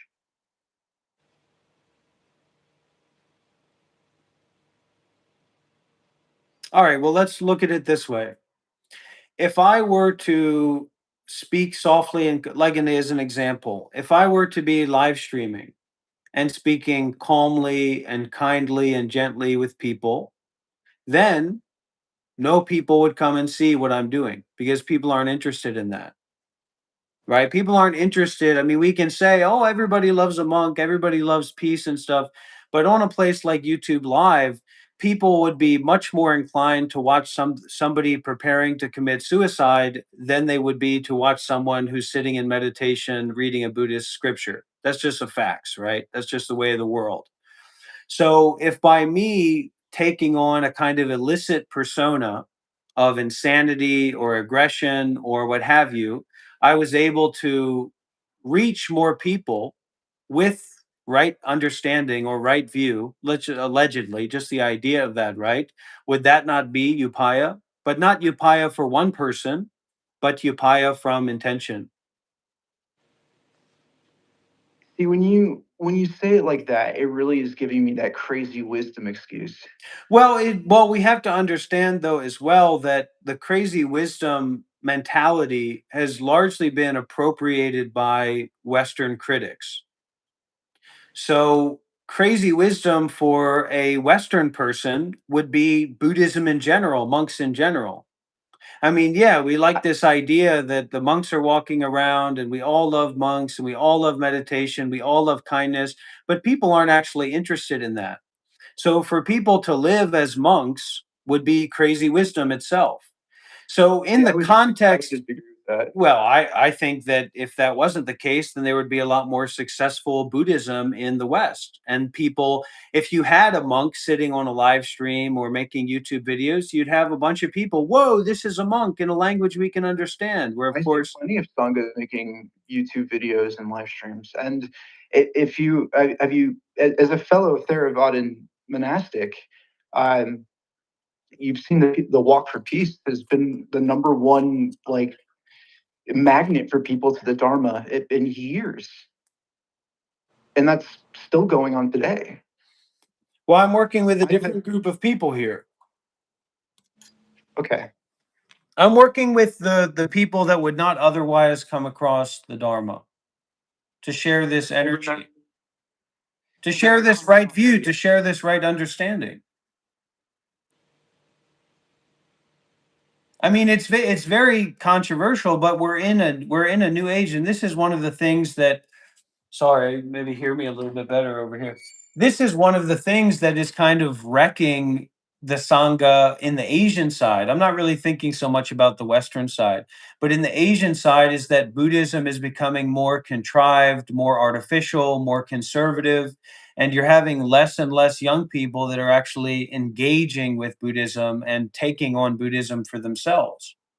So I'm kind of practicing to be. Growing religion in the world internationally. So what do you want to say?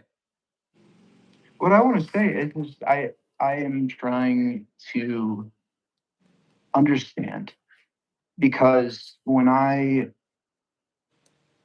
see the way that you have spoken to Shiva as engaging him in a form of language that is getting him to almost verbally submit to you. Should he not submit to me as a lesser spiritual being? Wouldn't that be the best thing for him to do? Well, you're not a god. I'm not a god. I'm just more spiritually advanced than Shiva, and you don't have to be very advanced to be more advanced than Shiva. Not making a joke about it. I'm being serious about it. But how can you say that? On what evidence and what grounds? I've just finished a 10-day meditation retreat with him, and this guy could barely join the meditation sessions, let alone have a deep meditation experience. So I'm just trying to work with what I got. I'm trying to reach out to people. This is modern, non-dual, absurdist, avant-garde, Buddhist, non-dual art. This is a new way. This is the kind of people, I understand your point of view, but the kind of people that are in the underbelly of the internet and the kind of people that are scrolling on YouTube shorts and things like this, these are not well-minded, middle-aged white people going to visit the temple and think about suffering or something like that. These are discombobulated, basically evil people that are very disassociated, that are demonic in nature. So this is almost like demon dharma. This is something to reach those people that are very wrong and bad and would not otherwise have a chance to actually have a connection with somebody who's met the dharma, who's in the dharma. And I'm willing to take on the karmic effects of that to hopefully reach people. But fundamentally, there's no idea, like those people who saw the monks walking by and cried and were happy, that's great, but that's not going to sustain the Arya Sangha. And that's really what I'm talking about and what I'm working with here, not making Buddhist converts or make people think good of Buddhism, but trying to reach out and activate to those very small group of people who may be able to start stepping towards being Aryas that otherwise would not be able to because they don't have the access. Can I respond in 3 points? Please. I understand what you're saying, but you are using terms like demonic and evil.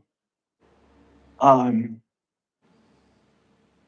it sounds more like you're referring to, when you say disassociated, people who are suffering. Right, but what I'm telling you is that if this were in a physical context, let's say for example you were leading a dharma assembly with just 3 or 5 people. Let's say that. Okay, in a meditation hall. And there were hundreds of people flowing in and flowing out, coming in and insulting you, insulting other people, saying weird things, making noises, yelling, screaming, etc. So what is the answer to that? And that's what I'm trying to unpack and try to go into for the long term, not for the short term of doing some little kind of performance. Because this is just as much a real world situation as being physically with these people, only they can't be seen. So how are we to go about that? Conditions for them to actually see the truth of reality. Truth. I would say that the The truth of- subtlety of karma is unfathomable only unto a Buddha. So in that case, we can't say for sure if it's totally right or if it's totally wrong. But coming out just to criticize it is dangerous. Coming out to talk about it like this can be really helpful. But what are we willing to give? But to perceive it in others only is through Buddha, but to perceive it through ourselves is the practice. Right. I can see in myself the to some degree the karmic effects of what I do, and I put myself at a lot of risk by putting myself out here. So do you see yourself as like a Devadatta? No, why would I see myself as Devadatta? I'm involved with the Buddha Sasana, the Buddha Dhamma, the Sangha. Well, some would argue that in the suttas, Devadatta knew that he was going into the hell realms in order to take on the path of Bodhisattva. Oh, I wouldn't think about it that way, but I'd think about it as just a giving according to the cultures of the people, right? So what they say, many suttas about this, when you go to a place, you take on the cultures, you take on the stylings of the people around. So the culture and the stylings of the people around in an environment like this is much worse than what I'm doing. Frankly, 100%. I don't want anybody to have any bad experience. I don't want anybody to feel bad. But it's not realistic for anyone to say that me calling someone a stupid idiot is somehow affecting them in a negative way on a YouTube live stream. I think there's a difference between calling someone stupid and calling them retarded. Well, are you familiar with childism? Yes. Vaguely. Yeah, Little bit. so my view is that until we start to actually activate childism is my priority more so than veganism, and of course ableism is the next step after childism.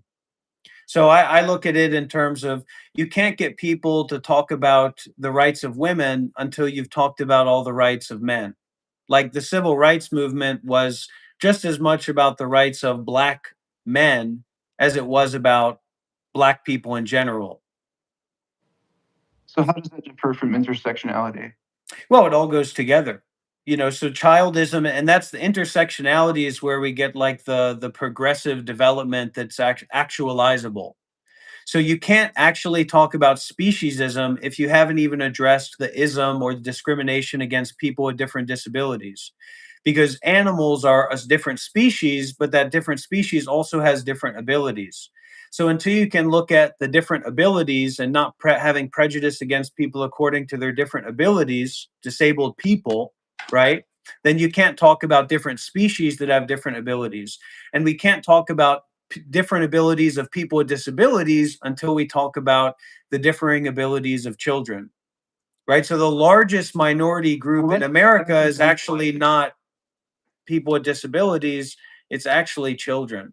And this is something that no one is advocating for the most part. Well, as a disabled person, as somebody who has 20 years as a disability community advocate and educator, when you're comparing, and correct me if I'm wrong, but if you're comparing disabled people to children, that's incredibly infantilizing. Oh my God, that's childish. You don't know that that's childism? How's Children can learn multiple languages at once. sure? So But when is you are is comparing infantilizing disabled someone is adults, saying that someone has childish characteristics, saying that someone can learn multiple languages at once, or that someone has never started a war before, or that someone has never abused by en masse a woman before? that is not at all what I was referring to. Yeah, but that is What I- childish rhetoric. It's like calling if I called you childish right now, that would be based on a prejudgment of children as a whole as being less than or negative. You see what I'm saying? So I'm trying to invoke these kinds of conversations to happen as well. Yeah, But we can't do that until we can start getting rough and tough with each other. Because it's fine that a bunch of middle-aged, people went out and cried and clapped their hands as the monks were walking by, but this doesn't really have anything to do with real rights movements or the training and the practice that's going to move people towards becoming Aryas or creating, mass movements and conversations taking place around the Buddha, the Dhamma, and the Sangha. Look at where they landed in Washington D.C. The only Western monks there were, these obese, seemingly they crawled out of the group home or something like that. So, my thing is more to confront people and to engage people and to stop babying people as much as possible. Because a lot of what young people and people online can actually relate to and connect with now has nothing to do with any kind of conservative presentation of kindness or being mindful or being meditative. People say that that's important to them, but actually, if you're being that way, people will not listen. People will not be interested to listen. kindness and compassion are not conservative values. They're extremely progressive. They're radical. They shut down systems. The systems that adhere to the status quo are the antithesis. I know, but I'm trying to shut down this system of Shiva in all ways that I can. And when that turns up in a reverse way, of course I'm going to be frustrated. People should not be supporting this guy. This guy needs to be drowned out. This guy needs to be on his hands and knees crawling to any kind of monastery or meditation center and saying I can't take care of myself. And the side effect of my collaboration with him is that he's received a bunch of money and a bunch of support that he should have never received. Maybe this is a different lineage and tradition, but in my Vinaya tradition, in my precepts, is with right body, speech, mind, the Eightfold Path itself is the generation of understanding that the cultivation of wisdom and compassion cannot happen in other people by us forcing it upon them. Exactly. That has to be their own karma. Exactly. So that's why I'm acting this way. So you're doing the opposite of that. Yeah, to bring about that result. If But the positive of it won't work, because I tried that. I was a monk for 7 years and I did all kind of outreach, and I was the monk. I didn't have eyebrows. I was the nice, kind, libba dibba dibba guy, and people just don't get it. So, I didn't get anybody that really seemed to open up their Dharma eye. And so now I'm going through my transition and my process, but it's for a very few people. It's not supposed to be a commercial success. because it's for Arya Dharma, it's for Buddha Dharma, it's not for commercialized Dharma, it's not for cultural Dharma. And the reason that I have an issue with Shiva is because he is not really concerned with Buddha Dharma or actual Vipassana or anything meaningful, just taking on any issue that he thinks that people resonate with so that he'll get followers and people will send him money. And so I'm, trying to work with this guy, but this guy has a lot of backwards things. But couldn't someone also say the same about you? Of course, but it's okay. I'm willing to take on that karma from how people perceive me or whatever. But I'm a very nice guy. I'm a very good guy. I'm a very generous guy, and I'm here to help people. I'm here to support people. But they don't want to be supported. They don't give a fuck. They want drama. They want games. They want superficial, sycophantic propaganda, conspiracy nonsense. That's their choice. Yeah, and it's my choice to call them, and to call them out on that and say that's not right. So it's a kind of activism. It's a kind of Arya activism. What's your end goal? Like what how do you like what is the causality within yourself that you see this fruit ripening to? Well, it wouldn't hurt to get some more donations, that's for sure. But primarily Are you requesting dana or are you requesting donations? both. And I'm trying to help people become Aryas. I'm trying to help people get it. I'm trying to help people stop thinking, to learn the practice skill of stopping thoughts. And what methodology are you using for that? Can you kind of like run me through how that practice would look of trying to bring someone to arhatship? I don't know about bringing people to arhatship. I mean, that's kind of a different thing. But the process is Okay, just awakening in general. the process begins with serious practicing generosity seriously, Hmm. and then we go into doing good deeds seriously. Okay. And then we go into, yeah, we'll do some meditation and listen to the Dhamma talk. The same things that it says, the things that lead to the Arya Dhamma. But this is just more like an invitation. And I want these young people, I want these sycophantic ignoramuses out there to feel like I'm one of them.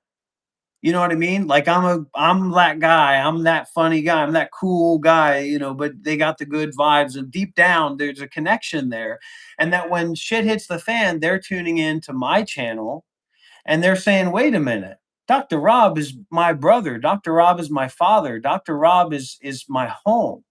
And then living up to that feeling that they have. Yeah, Dr. Rob is that guy. But it needs to be clear for these people that Shiva is not comparable in any real way to either the acts, the works, the works that I've done, as well as my current stratum of awareness. It's just not comparable. And I just spent 10 days on retreat with this guy, and I can tell you that he's really got a lot of problems he needs to work through. So I want him to go and stay at a monastery. Wouldn't that be a personal interaction to have behind closed doors before having it online to strangers on the internet? Well, sometimes there's not any opportunity for that. What do you mean? It's just like it's just like for people. That's why I emphasize people to send me money. Because if people are joining my live streams and I can't see them and I can't hear them, I don't even see their comments. What kind of relationship can there be? Am I supposed to be teaching Dharma to the void? Am I supposed to be sitting down and putting on my robe and giving a Dharma talk for one random person that lives in Minnesota to sit down and listen to me? I'm not a saint. So I'm trying to activate and invite people and let people know how much this is going to take if they're serious about spirituality, and set up standards to let people know that if you got a guy that's whinging and whinging about the Epstein files and the purity of women, etc., that's not a real Dharma teacher. But to do that, I have to take on this ridiculous persona for people to see the contrast of appearances versus reality. And some people have gotten confused because they don't have any access to anything real, where they see this guy and they think this guy is like meditating and aware and is like calm and stuff, and that I'm some freak, when actually it's the opposite. It's totally the opposite. So you're seeing yourself as some sort of Buddhist warrior fighting against like ignorance and appearances? I've tried that, and I got into a fight with the gods in India, and it was a horrible experience. So I'm not really doing that, but I'm just trying to share and just trying to, be vulnerable and to play and to lighten the load of a lot of people. I want to help people lighten their load and kind of step back and take another look and say, wait a minute, my normal way of viewing and understanding the world is, or this person, because they can't look to the world because they can't look to themselves, but looking at this person actually doesn't apply to this person at all. Are you using the Buddha's own words when you're engaging these dialogues with people? Usually we use the Dharma talks from the modern meditation masters. We listen to those together. When those people actually show up and join my channel, this is more like kind of a sideshow. This is like a spiritual sideshow or something like that. And it's important that I'm here acting this way, because if I'm not, and this is happening all over the world, people like Shiva that grow out their beard and sit there with a little smile and, with a low enough BMI and do handstands, everybody says, oh, and you should see the middle-aged women that come and join in his live stream, and the way they say, oh, Shiva, oh my God, I'm so happy I found you. No, you shouldn't be happy you found him, because this guy doesn't have it. He doesn't have the juice. He wants to talk about how women should be spiritually pure by being virgins and stuff like that. So I'm exposing him. I'm exposing him by taking on the ridiculousness of this persona of him as a spiritual teacher and a guru, and the copper bowls and the little Duolingo and the Mango Fund and all this bullshit. And I'm exposing it. And I'm showing him that I do what he does better than him, so that he can listen to me and follow me. And I think it has impacted him a lot. There was this crazy thing where he tried to scam his audience out of $1,000 for a phone that he wanted for his personal use. He's already raised way more than $1,000. He still hasn't bought the phone, right?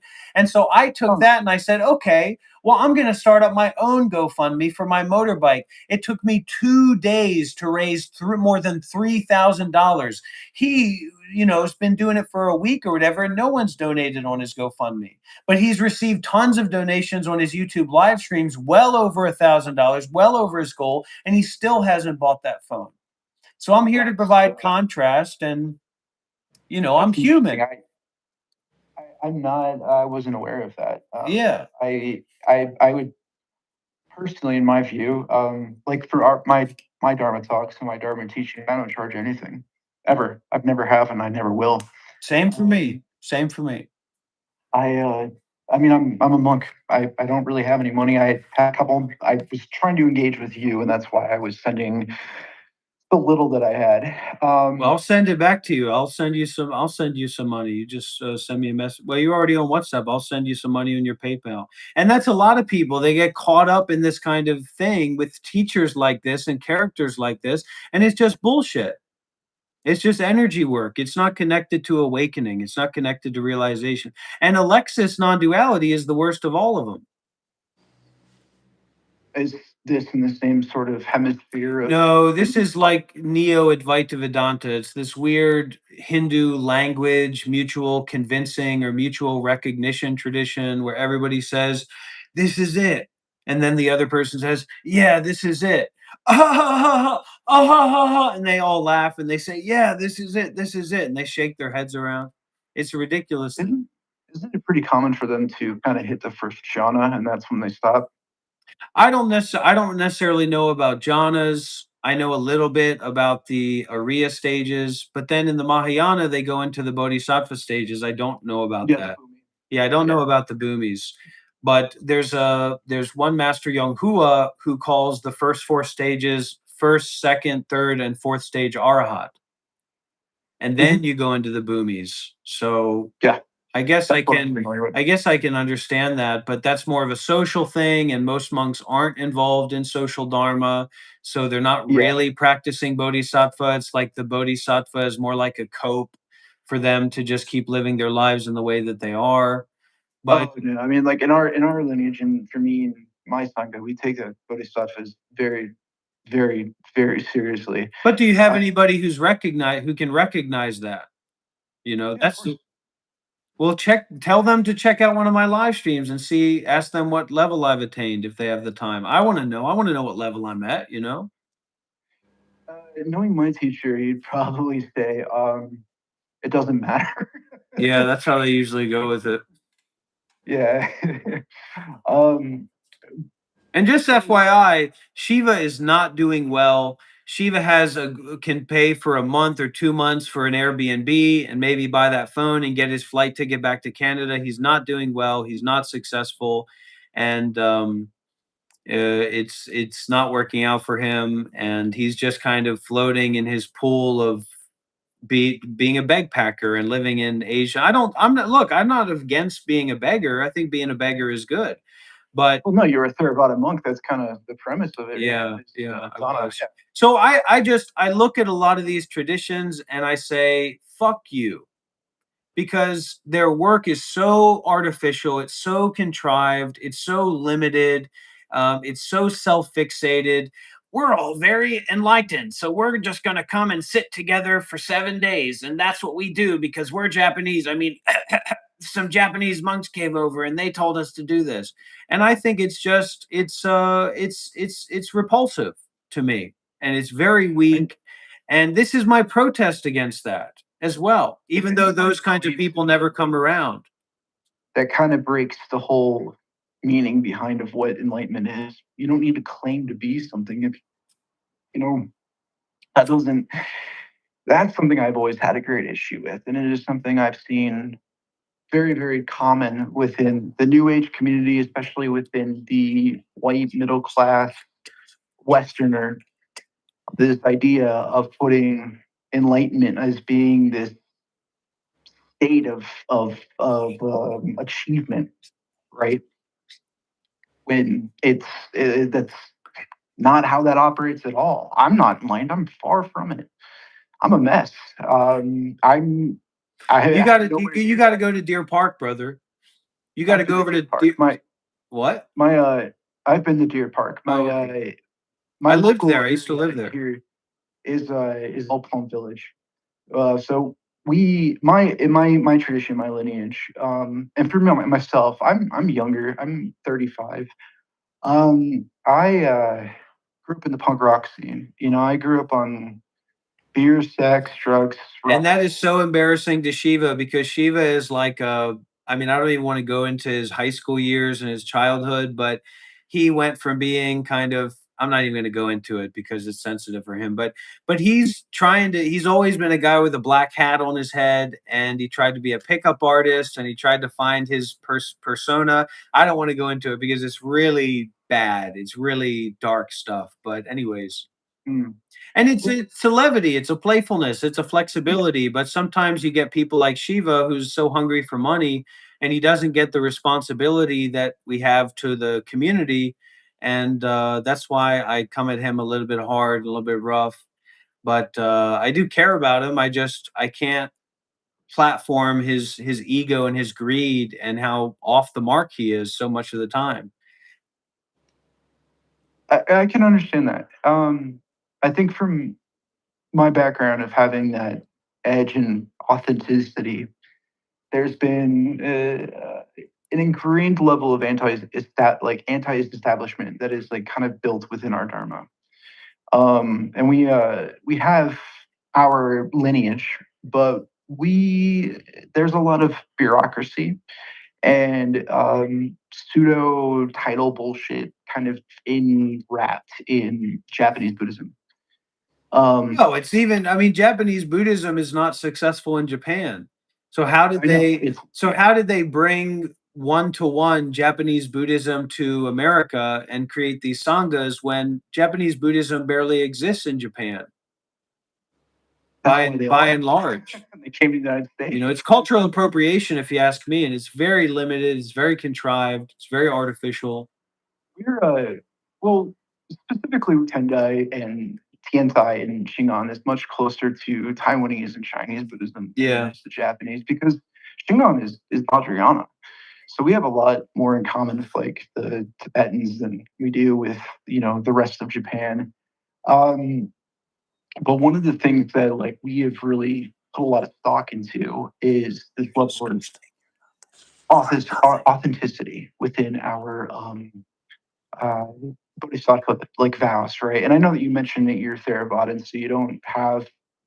I know that the bodhisattva like principle isn't as well. No, I'm primarily Chan. Okay. And I have some Vajrayana as well. Some Guru Padmasambhava, some medicine Buddha practice. Okay, so you got some pretty vast background there. Yeah. Like I had just gotten back from Taiwan not too long ago, and one of the things that I noticed is kind of like what you mentioned was this idea, which I think is kind of calling back to the 60s and the 70s of like the hippie movement and the early New Age movement of this denying reality as it is and creating this delusion of reality of being like samsara being this happy place, samsara being this place that is built out of kindness and superficiality and capitalism, and we both know that that is further from the truth.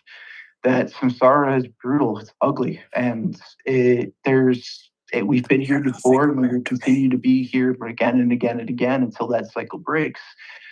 The things that you've mentioned about Shiva here, which I don't have any background with, I just exploring through the chat through reels earlier, I came across it and felt compelled to have a conversation. Well, I'm here to support you, brother, and I'm very happy to receive your call. And you please do let me know if anything comes up. If you need anything, I'm here to support you, and I'd love to have you on sometime for a talk if you have the time. And you're very welcome here. Likewise, no, that would be great. I appreciate it. But we get a lot crazier than this. If I was really going full on, I'd be in a Speedo, I'd have full body paint on. I'd be painting the walls, I'd be screaming and yelling and convulsing. And that's really what people resonate with. I mean, that's what people like. And So you're kind of doing this like mix of like Pikai and like Chogun Troopa. Because you have to really be brave to go into that very deeply, and I have gone into that very deeply, and it's very dangerous. It's very, very dangerous practice. Oh yeah, I had turned into Milarepa, Topa, and Ropa. That crazy.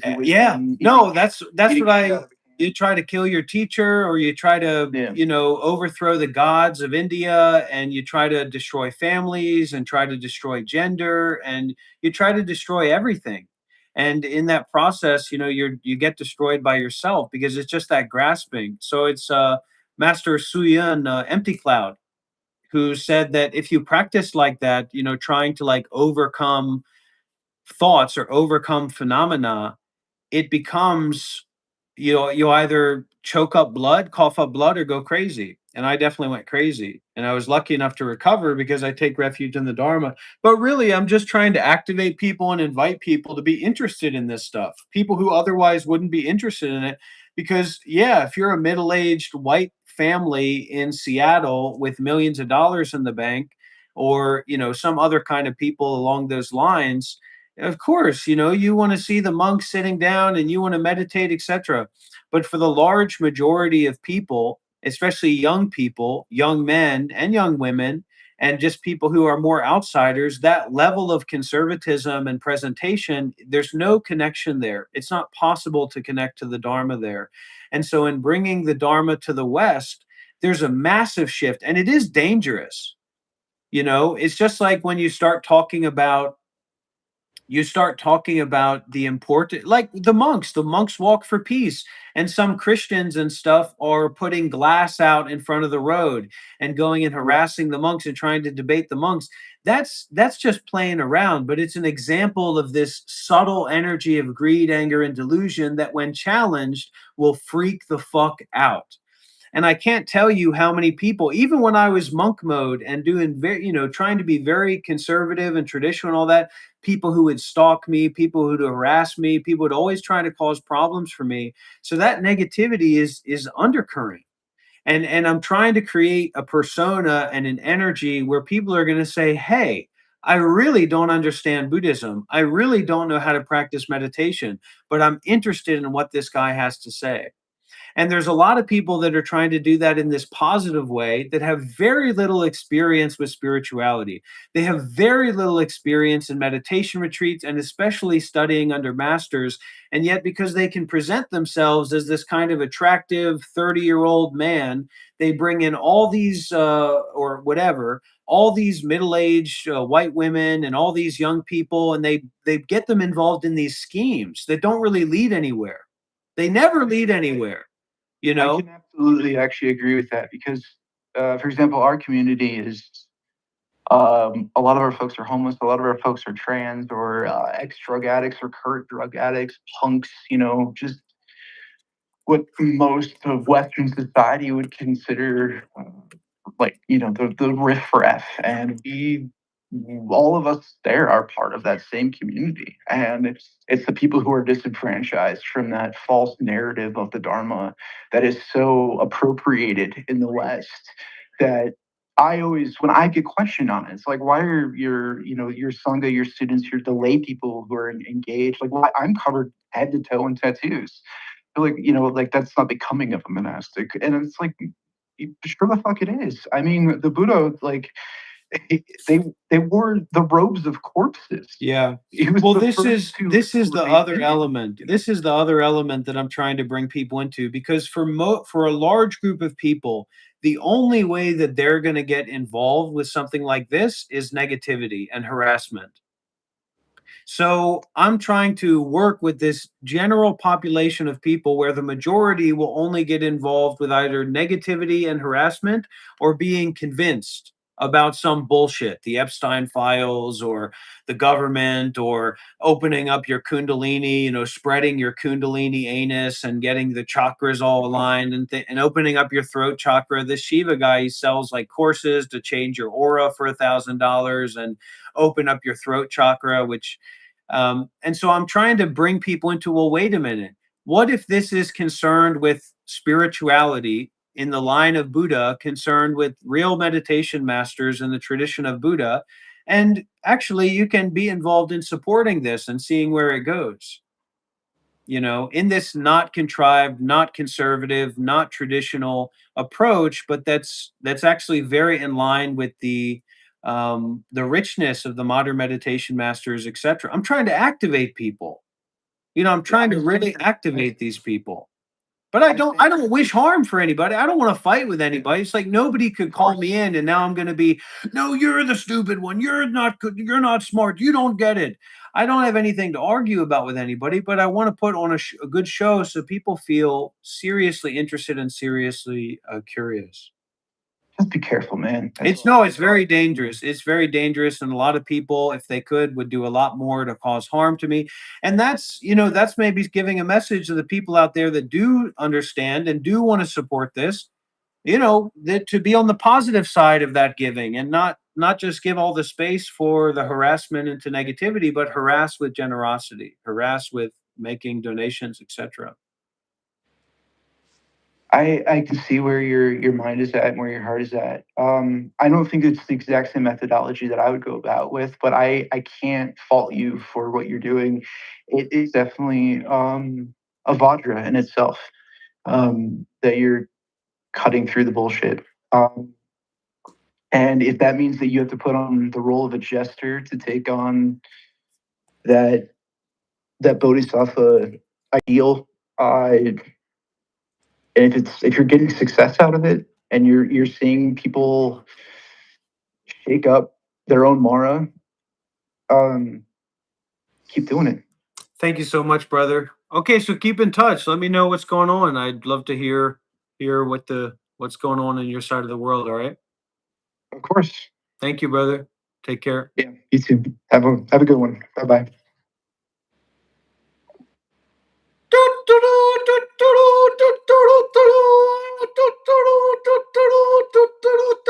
Dr. Rob, Dr. Rob, Dr. Rob, Dr. Rob, Dr. Rob, Dr. Rob, Dr. Rob, Dr. Rob.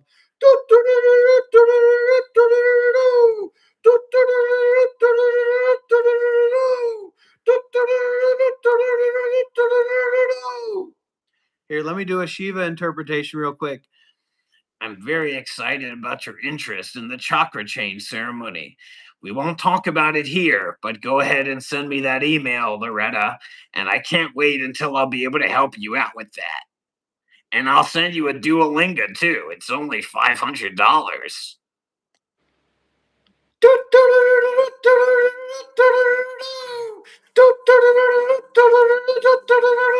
We cannot believe the magnificence of Dr. Rob. We cannot believe the success of Dr. Rob. We cannot believe that Dr. Rob is the apostolate. Dr. Rob, you really honor us with your time. Dr. Rob, you really show us the way of befriending enemies. Dr. Rob, Dr. Rob, Dr. Rob, Dr. Rob, you are the one who shows the way for us. Sincere. And, where to upside. Hey,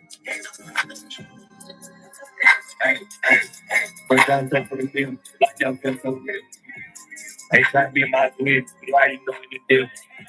Encouraging you to practice mindfulness, doing good deeds, and be positive. I always that and the holy I share the bill. You got some people what got even said I do it. I start taking the after the first, but bitch, you don't know that. I'm here, I'm sincere, and where to upside. First time for the film, like I'm feeling so real. Hey, try to be my twin. You already know what to do. Encouraging you to practice mindfulness, doing good deeds, and be positive. I always that and the holy I share the bill. You got some people what got even said I do it. I start taking the after the first, but bitch, you don't know how it feels. I'm here, I'm sincere, and where to upside. First time for the film, like I'm feeling so real. Hey, try to be my twin. You already know what to do. Encouraging you to practice mindfulness, doing good deeds, and be positive. I always that and the holy I share the bill. You got some people what got even said I do it. I start taking the after the first, but bitch, you don't know how that feels. Who's next? I'm gonna find out where you live, Dr. Rob. I'm gonna punish you. I'm gonna call the U.S. Embassy and tell them they are doing these live streams. You are not to do these live streams, Dr. Rob. 911, what's your emergency? Dr. Rob did it again. He thinks he can do what he wants and say what he wants. We're gonna show him. Yes, we'll send the police helicopter. Oh! Oh! Oh!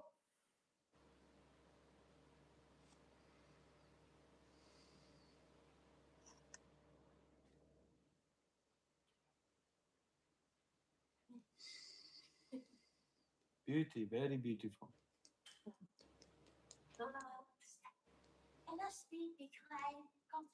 Oh, have a late night coffee so you cannot sleep. Yeah, let's see Shiva's yeet edit. Let me try. Let's try to do it. I'll change your chakra for $1,000. Here, let me get a t-shirt to put on my head.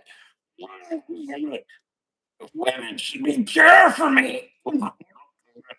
Hey everybody, can you donate $1,000 from my phone?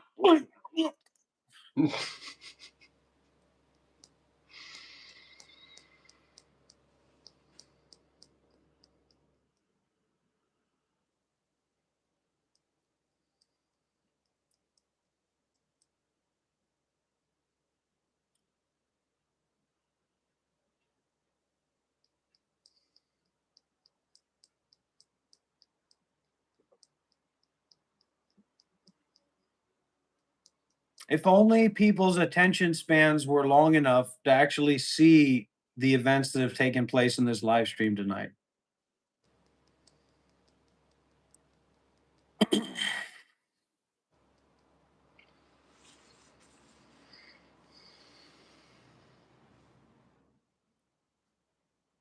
That's not what the line is. The line wasn't you know where the ops are. The line was I'm real, I'm sincere. Where the ops at? Where's the opposition? That's why they called me the Opastapa, because I stop the opposition. I transmute the opposition into friendship. Because my live streams don't work. Nobody watches them. Nobody wants to meditate. Nobody wants to listen to Dharma talks. People just want to see this. At least people aren't donating to Shiva in this live stream. Not because it bothers me, it's just because of what it does to Shiva's ego that makes him totally unstable.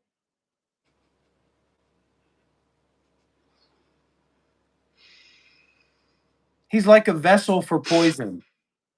He sits there and he waits for the most poisonous alcoholic women and strange men and gay men to donate money to him to tell him the weird views and weird ideas.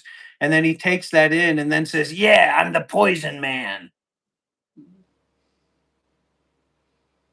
Whereas when people donate to me, I don't care if you send me $10,000, I will detach. I'm not attached to that. Oh, you gave me $20. You gave me $100. Oh. Jazzy Bunny, good for you laughing. We're laughing too.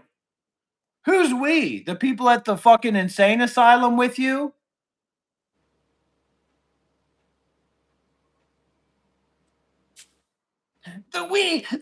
Everybody here, we're all laughing. The people you don't know, that you can't see, that you can't hear, that's who you're representing? Yes, all of us. We're all laughing at Dr. Rao.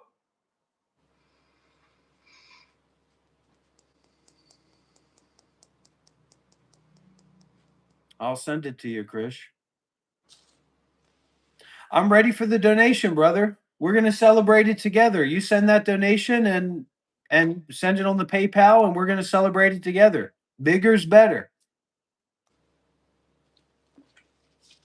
Sadly, I was circumcised as a child, so my full potential will never be known.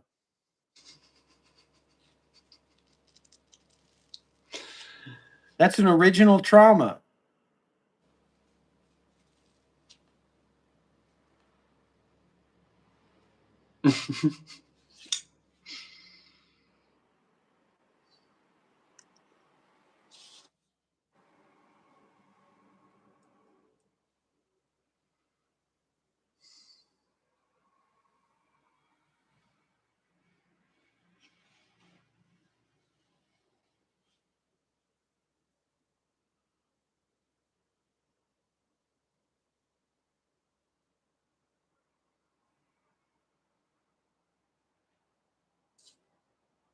Maybe I call up my dad or call up my mom and say, why'd you let them cut off a chunk of my penis when I was born? Where'd you get that idea, Mom?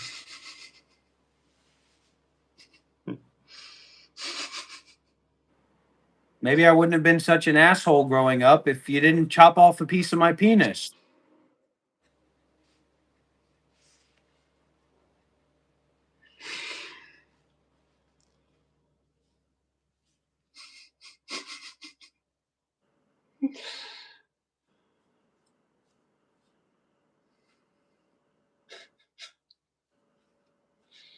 How's that for an idea?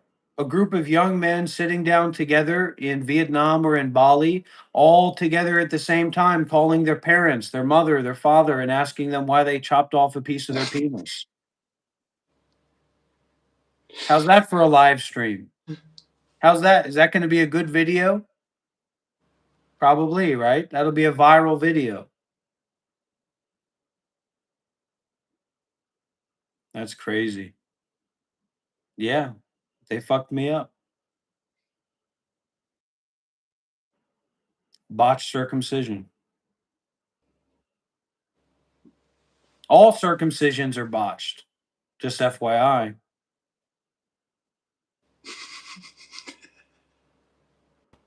There's no way to correctly cut off a part of a child's penis. FYI.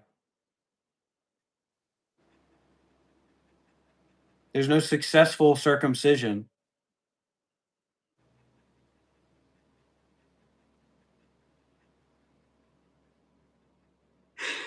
I don't know why all these people come around. They say, Dr. Rob's such a freak. He could never be successful. He has to beg online. I'll be a comedian. I don't know. I could do a lot of different things. Well, yeah, of course they had very little to work with. It's an infant's penis.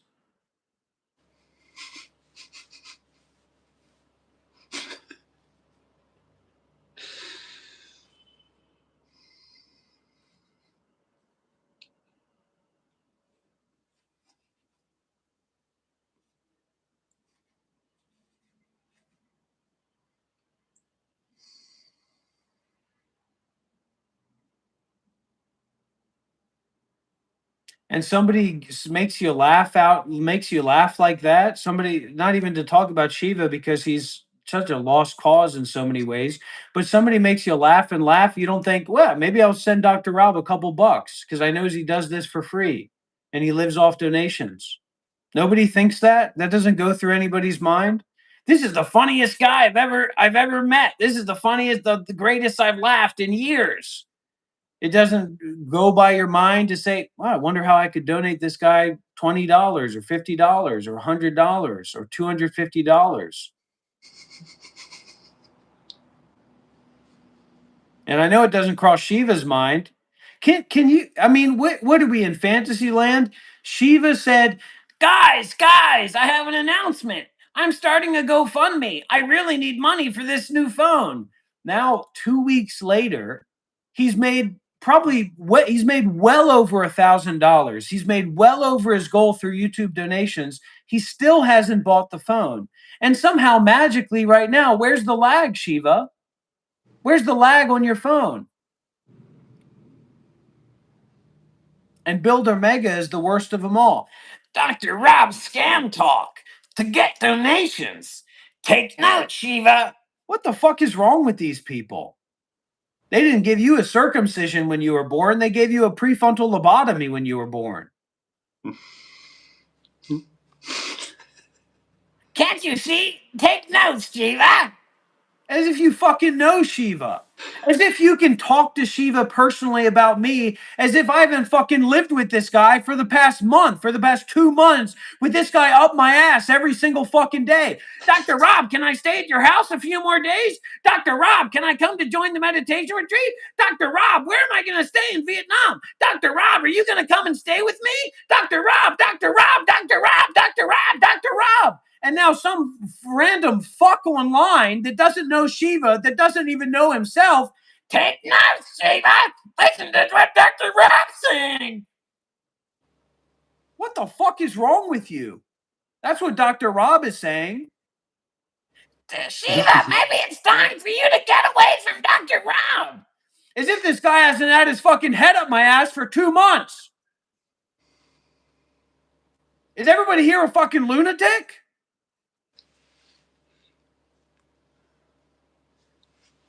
Shiva, I can't believe you're still with this guy. It's time to get smart. Yeah, you're not talking to him. You're talking to the folds of my fucking asshole with his head fully lodged up in there. He can't hear you.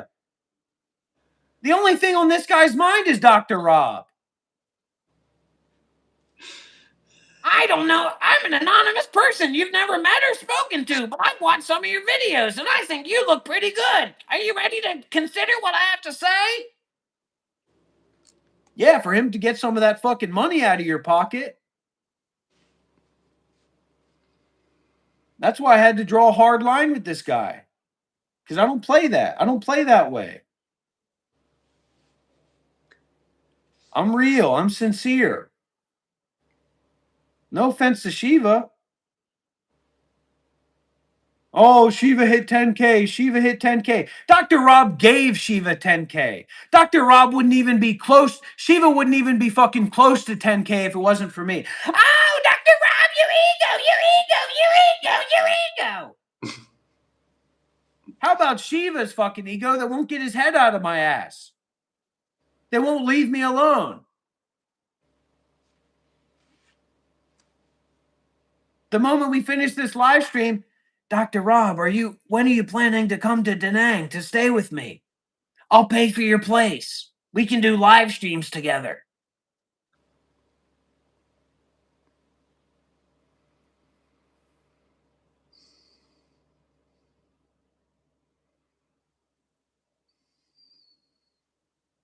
You want to read that super chat, Shiva? Lozal says Shiva streams on YouTube and Rob streams on Shiva. What does that mean? Gremory, send me some Roblox, buddy. Send me a couple Roblox. I had a good laugh about this one when you first sent it. It means that... Means I'm streaming my mind into your mind, right? Okay, we got it, everybody. Guess how much of a donation we just received on PayPal, everybody? $150. We just received a $150 donation on PayPal. Thank you very much. I think that's our friend Mac. Thank you, Mac. $150. Think about how long you have to work to make $150.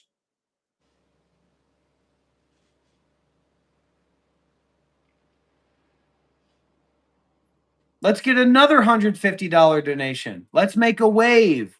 Let's make a wave of $150 donations. Can somebody match it? Is someone willing to match that $150 donation? Is somebody willing to match that $150 donation? Maxie, you would know what else I think about if you ever checked out my channel and checked out the teachings that we did there.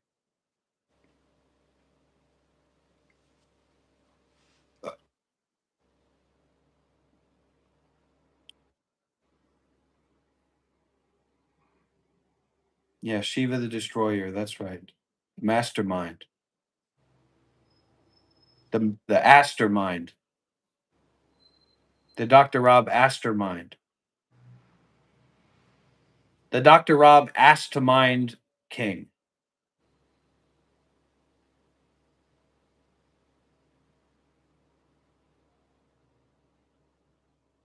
Yeah, because I just have one cigarette left. Oh, 2 cigarettes left. Excuse me.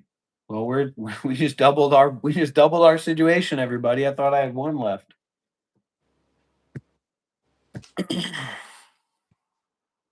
All right, everybody. Well, this live stream seems like it's starting to slow down.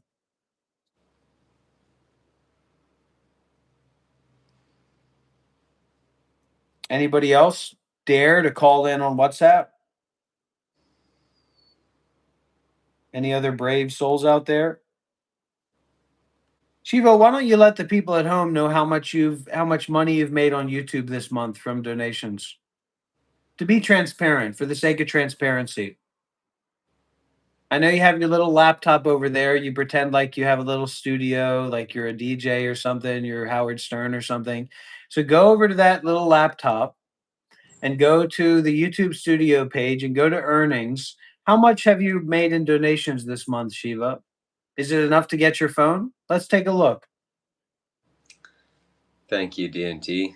Rob is a wild one. Love it. Okay, well, let's support Dr. Rob. Let's subscribe to Dr. Rob's channel. Let's send Dr. Rob money on Cash App. My Cash App is MonkLife93. A big donation, not a small donation, okay? Hello?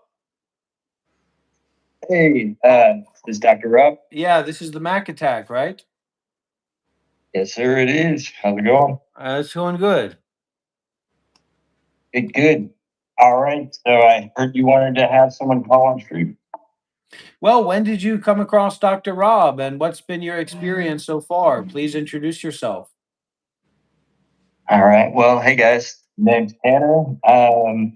I came across this stream probably maybe like a month ago, and I just started following you guys' journey and looking on both of you guys' channel, and it seems like you guys both you're like contradictory to each other, and it's really fun to watch. It's like Weakness, two sides strength. of a mind fighting Yeah. against each other. Yeah, weakness, strength, inauthenticity, authenticity. I described it as like Shiva is like a black hole of ignorance and attachment, sucking everything up, but never gaining anything, never gaining any knowledge or anything. And then I am like a burning sun of mindfulness and detachment, constantly exuding and illuminating energy. So the contrast of that, the coming together, really gives a lot of energy. It's just a joke. We just play around because the teachings of non-self, you know what I mean? Can we have Shiva's opinion? Yeah, Shiva, what's your opinion? Let's hear him. I like Dr. Rob. Yeah, and I like Shiva, so that's the way it is. Oh, for sure. And how do you guys? How do you guys decide to make this into a big thing? What's that? How did you decide to make what you're doing into a bigger thing? How did you decide? How did you come together and decide, man, we want to stream together? I don't know if Shiva wants me to talk about it because when I met him, he was in a pretty bad state. He probably doesn't want me to go into that, but anyways, it's just the important thing. The important thing is that it's not about money. You know what I mean? Like I can't collaborate, I can't work together with this Shiva guy if if he's doing this to make money or if he's doing this for entertainment because I can't live that way. I can't practice that way.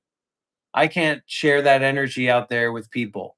So my key is authenticity and generosity and self-sacrifice and seriousness about building relationships with people that are not about selling $1,000 chakra color change courses, etc., and $100 necklaces and things like that that we say have spiritual energy. So I've had to draw some hard lines for him, but it's really not something that you can understand. You know, it's like even me and Shiva don't understand our relationship. I mean, Shiva probably understand it in terms of if I'm around this guy, I make more money. But I don't understand what I mean. And for me, I understand this guy's like a brother and friend, and we get to play together. But this really comes back down to, and it doesn't come back down to that for Shiva, which is why I have a little bit of concern in what I'm doing. But for me, it always comes back to enlightenment and mindfulness and detachment and the truth. And I don't mean to put Shiva out there. It's just if Shiva's in a position of like authority or responsibility because he's being empowered by me, it's almost like I have to make it clear to him and to the people watching that I'm not just saying, yeah, Shiva, I'm on your side and let's just do whatever, which is kind of what Shiva is saying to me because he thinks that he can profit off of it. It's not really something for us to talk about. It's just there's nothing wrong. There's nothing wrong with Shiva, and he said this. There's nothing wrong with Shiva wanting to make money and to be a businessman and to have a spiritual business. That's just not what I do. We share. I mean, who doesn't like money? Who doesn't like generosity? Who doesn't like getting a gift? I like that. Shiva likes that, etc. But this for me cannot be about making money. This for me is about making merit and about making relationships with people for the long term. And I've had quite a few people, I had a big donor and a couple big donors back away from me because they saw that I was collaborating with this guy. And by his own admission, he does this for himself. He does this as a business, basically, spiritual business. He does other things too. I'm not saying he's not kind and doesn't like people and doesn't want to share good values, but he does this as a spiritual business. If I'm doing this as a spiritual business for myself, then I'm dead. I don't like that. I don't support that. I don't agree with that. Yeah, so sure. Let's make as much money as we can. Whoop de doo. But in that mentality of it being about making money, I lose my relationships with other people and I take away the opportunity for other people to actually donate because they're not donating, they're participating in a transaction. They're buying what I'm doing, they're supporting what I'm doing through buying it. And actually, my practice here is that people are supporting themselves by donating. So in a way of you like to support them as much as they support you. Look, I'm not doing what Shiva's doing, so I don't need people to donate to me. I'm not doing this for a spiritual business. Everybody don't, and I'm not being ironic. Everybody don't donate to me. Everybody never donate to me again. That's fine. That's great. That's perfect for me.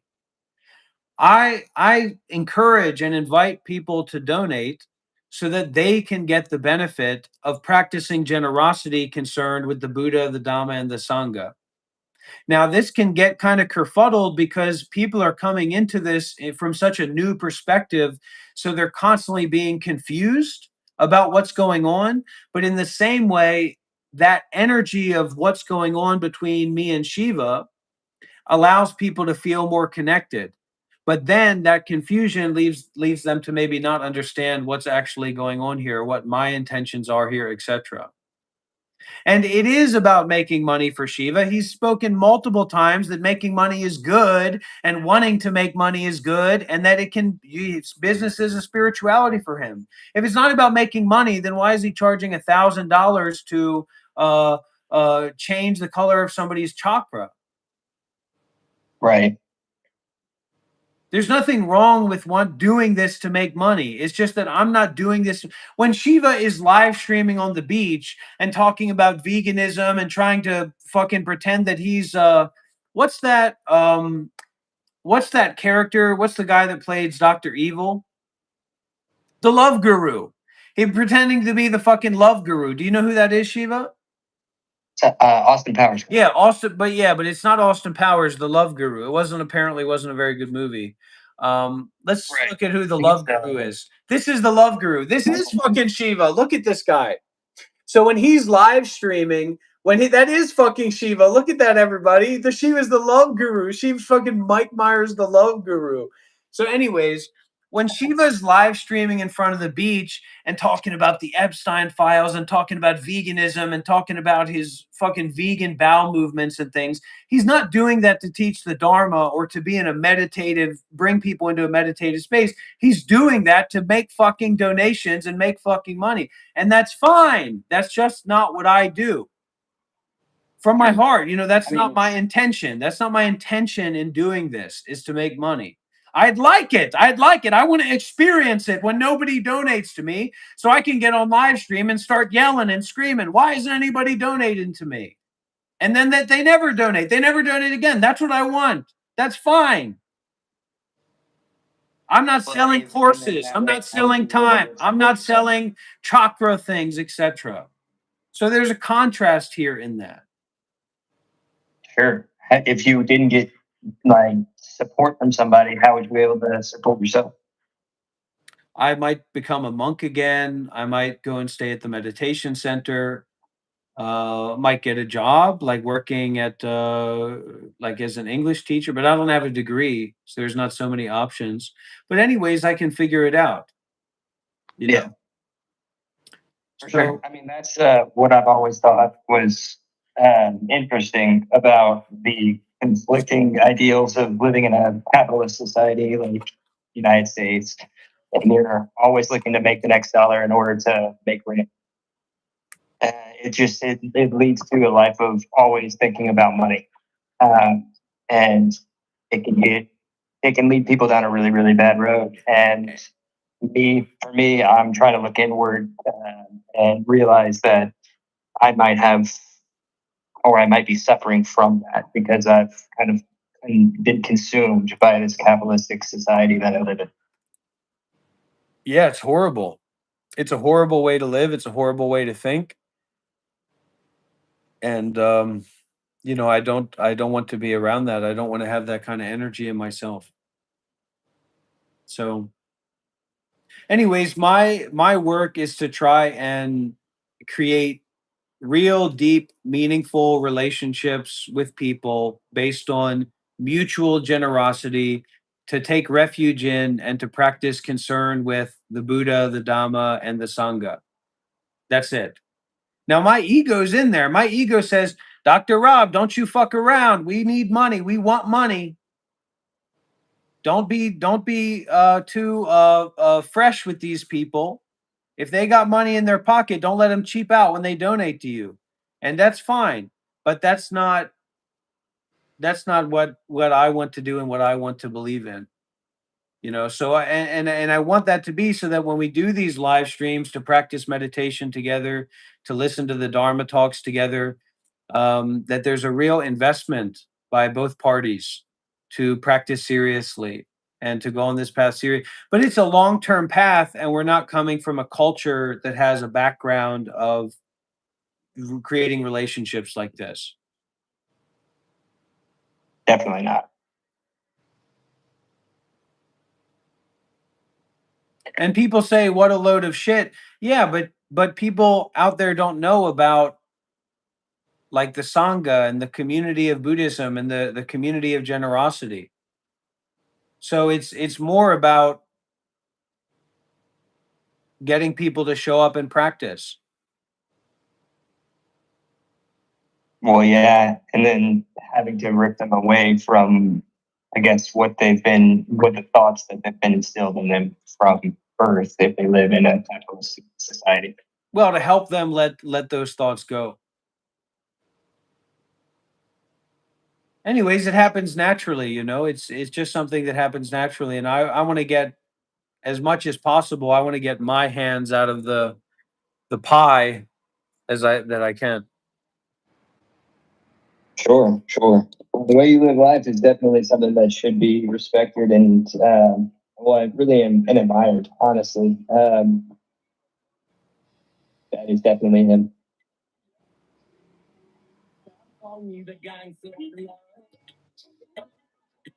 This guy, the Love Guru, it seems like it's where Shiva got his whole idea from. Looks exactly like him. It's hard to get that kind of beard, too. Yeah, no, that's a rare beard. It looks exactly like him. It literally looks like it's him right there. It's a 1-to-1 copy. That's unbelievable. Is this the movies they watch in Canada, Shiva? I think this guy's from Canada. Might be your daddy. Wow, look at Shiva playing his music. And all his ignoramic sycophants behind him. Yeah, we're going to go to India. We're going to go to Bali, everybody. We're going to build a community.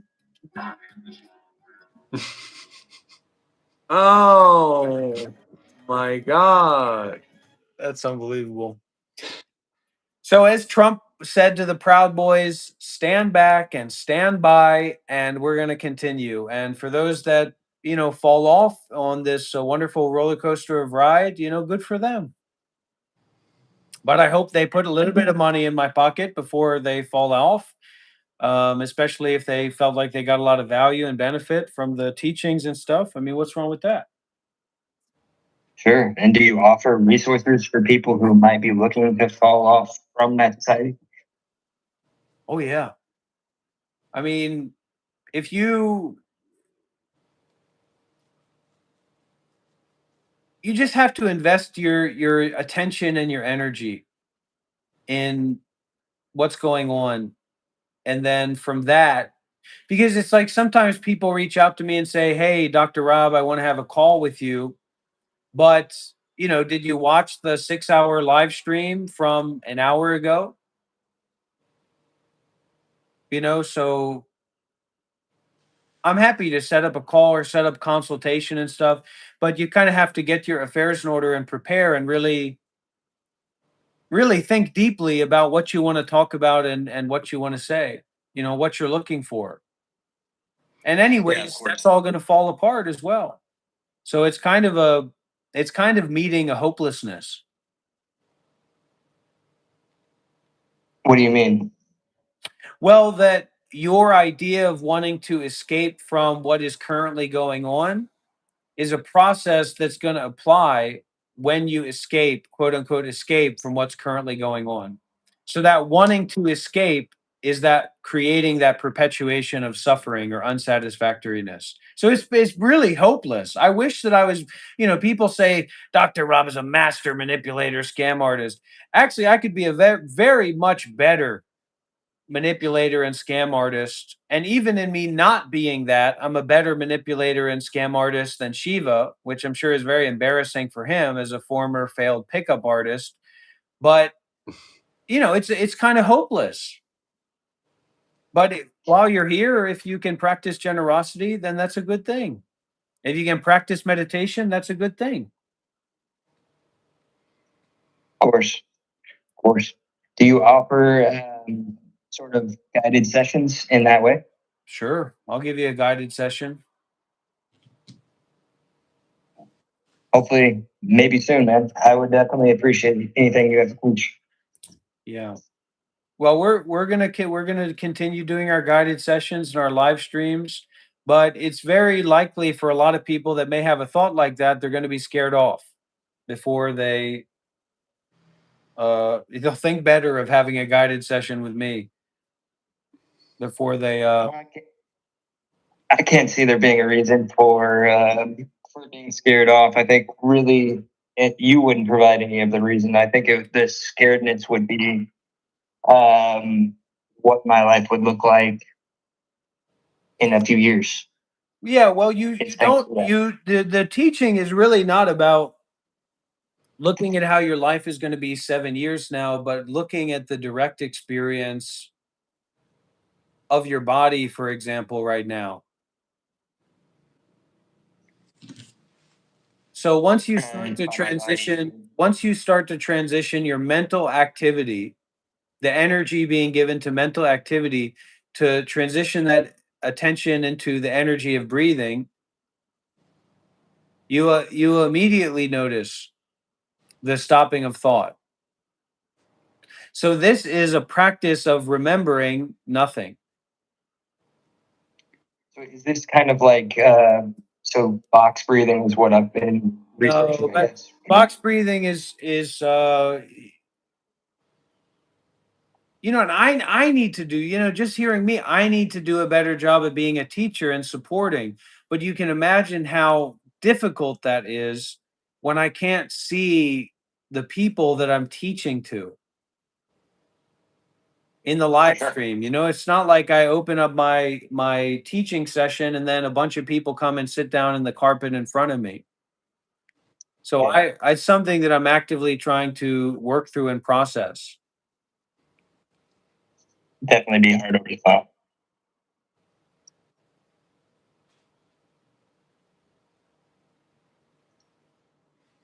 But stick with the generosity. Try to practice generosity seriously. Try to practice doing good deeds seriously. Think about generosity in your daily life. Think about doing good deeds in your daily life. If that has a side effect of you donating a lot of money to me, I'll take the blame. But it's actually not about that. It's that intention to give away what you're holding on to rather than to continue holding on to it. And also the 5 precepts. So you can start to work or keep in the mind the 5 precepts. You can also look at some of my older videos. You can look at some of my older videos where I give the guided meditations or the talks on different subjects, etc. Gotcha. Okay.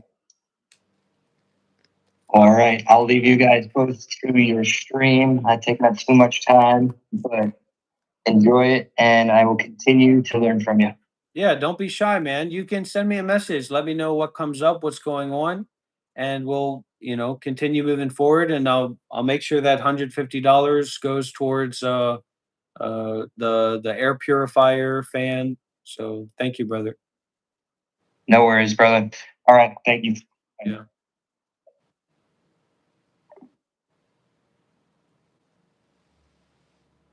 I got to get better at what I'm doing.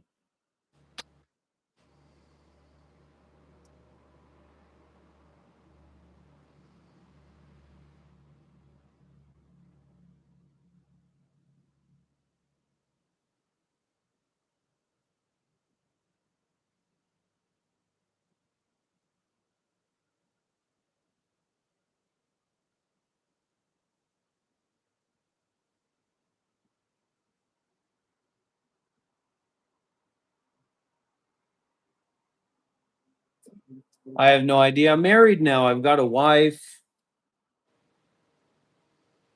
So there'd have to be some shift to take place for that to happen.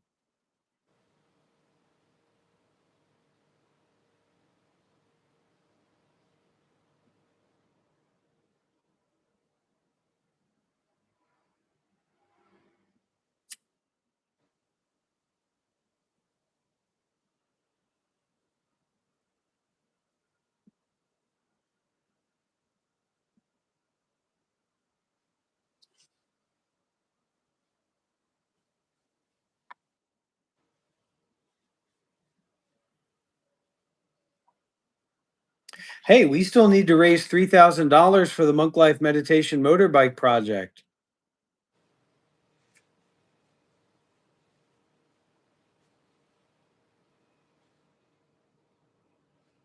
I can't tell you how much of a sour belly I've got from how that all went down.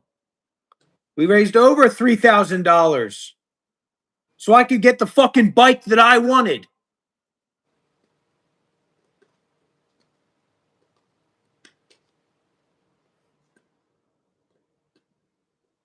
That's not real anger, that's just concentration.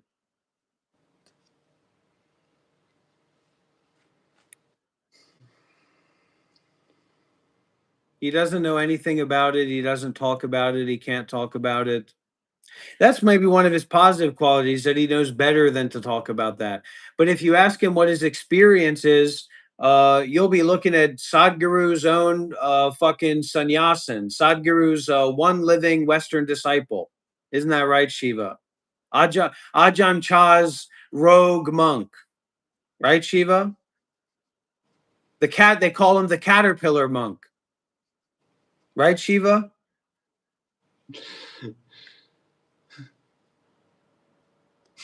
The fakeness that you presented to my teacher was unbelievable. Anyways, we can only do so much.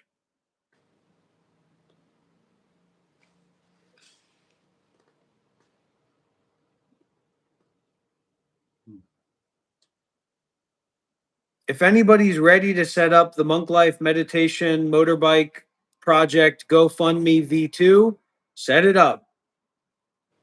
And it better not be some Sri Lankan boy in Canada that's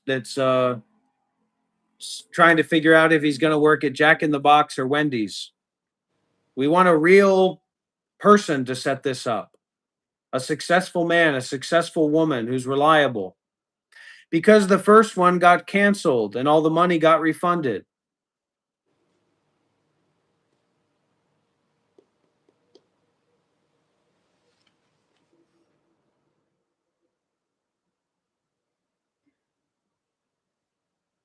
My foot's going to go to a temple called Your Ass Vihara.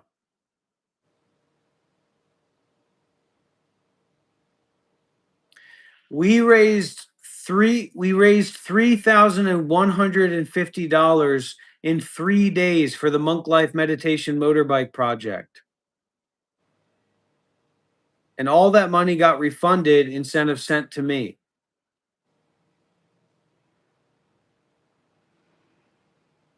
And Shiva loves that. Shiva loves that. He loves that that's how it went down.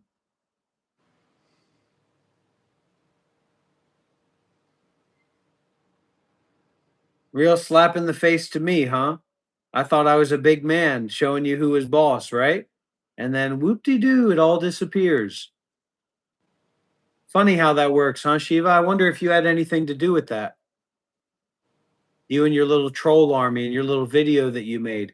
How did Dr. Rob raise $3,000? Well, the video went pretty viral, didn't it, buddy? Wonder if that picked up any trolls. Wonder if that activated any of your little troll army to reach out and to threaten the organizer of that fundraiser, Shiva.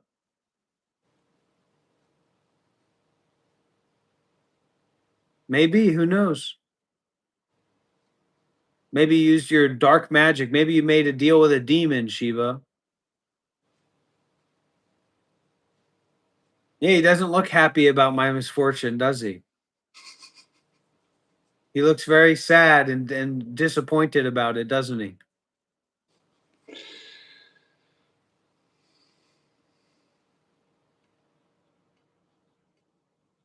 That's right, Les Vertical.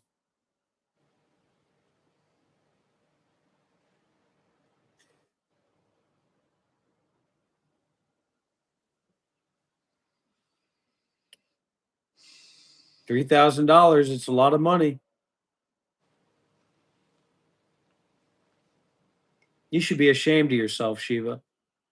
Don't take anything I say here seriously, because if I'm here, then I'm sitting on the Dharma teacher's stage with Shiva. So I'm not going to say anything serious here, unless it is serious. Is this unironic Dharma? Yeah, this is unironic Dharma combat with a living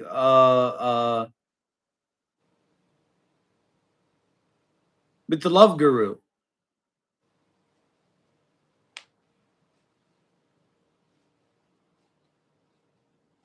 I have a job. This is my job.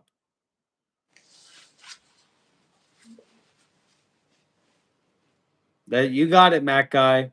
Mac guy, you hit it on the head, and that was exactly my mindset. This is too big to fail. We're going out of Airblade 1.6 territory into NMAX territory, baby. NMAX 155.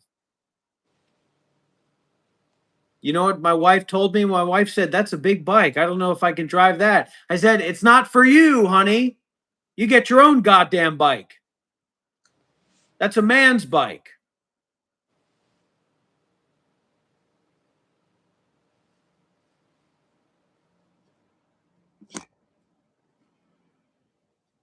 This is not a hobby. Okay, well, I can't afford a Goldwing kick-ass pranksters. I can afford an NMAX TechMax. You want to know the bike that Dr. Rob really wants? It's the NMAX TechMax, the NMAX Turbo TechMax 155. The good version of it is 80 million minimum. That's without taxes. That's going to be $3,000. If we can raise $3,000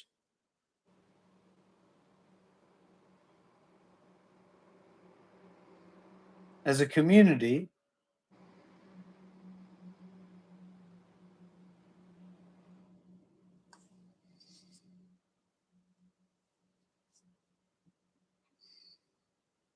then we can get that bike. We'll have that bike. Look at this. Look at this bike here. NMAX New Generation, defining its position, creating class. The appeal of NMAX lies not only in its appearance or features, but also in the exhilarating feeling of acceleration. The unmistakable DNA of the Max series. The NMAX 2025 combines a stylish design with a multi-sensory activation technology, delivering a comfortable yet energetic experience.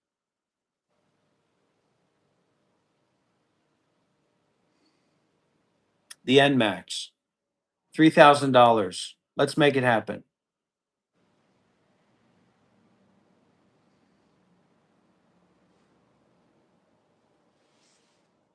Now, concerned with how we're going to raise that money. If 40 people donate $75, we will have enough to get the bike.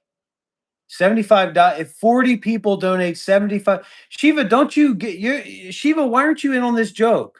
You're so caught up in your schemes and you're so caught up in your manipulation, you don't even get it, do you? Where this joke comes from. It comes from you.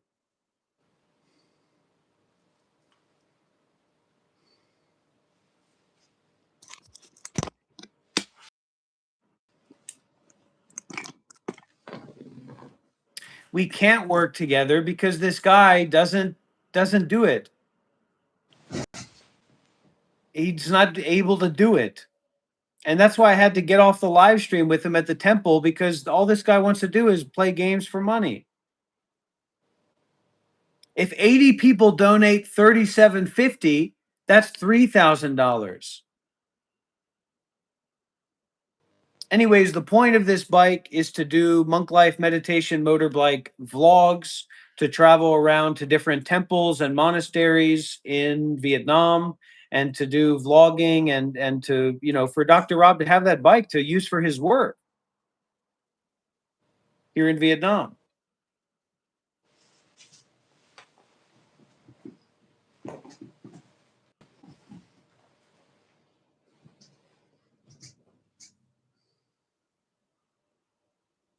I'm not a practitioner of Buddhism. I'm somebody who lived for 8 years as a Buddhist monk.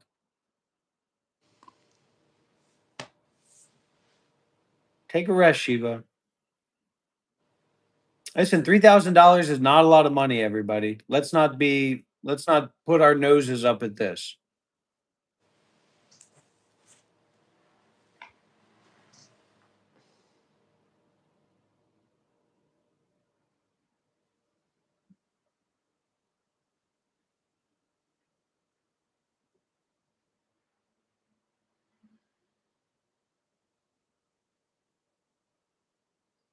I'm in Vietnam. I'm not in America. In Vietnam, it is a lot of money. That's right. That's why we're going to raise the money together. $3,000 is nothing. That's another perspective. I lived at Deer Park for 2, or I think even 3 of their winter retreats, but I lived there for many times.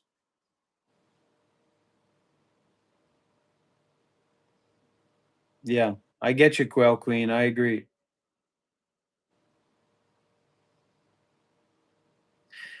Because the GoFundMe was canceled. The person who was running the GoFundMe was harassed by trolls or something like that, and so they canceled the GoFundMe, and all the donations got sent back to the people.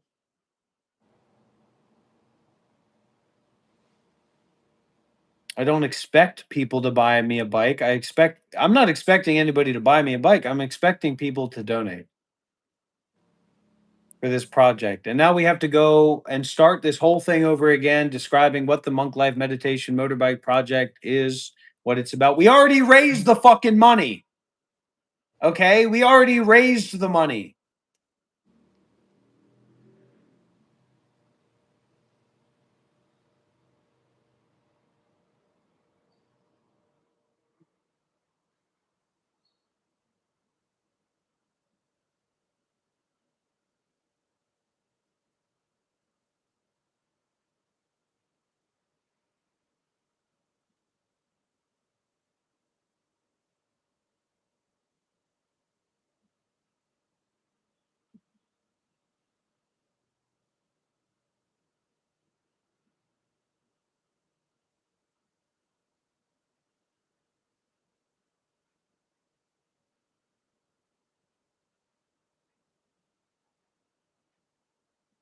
Go look at the GoFundMe page. You'll see it got canceled. I'll go look at the GoFundMe page if it'll come up.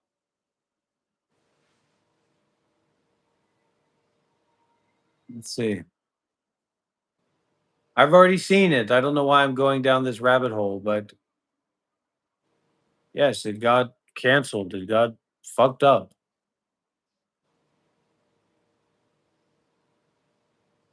There was so much excitement and energy around this and all of this, and it just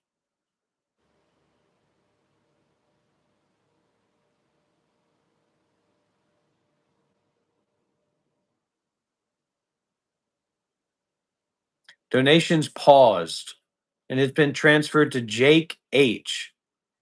What the hell is this?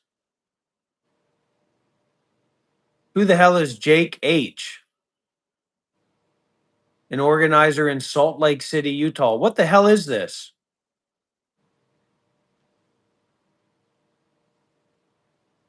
Who the hell is Jake H?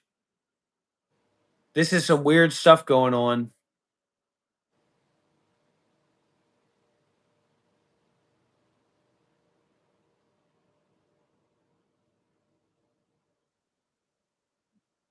Do you know what's going on here, Shiva? No, I'm not. I don't want to start to get worried here.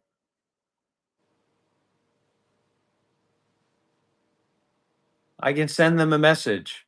Yeah, some bullshit happened. You got it, man.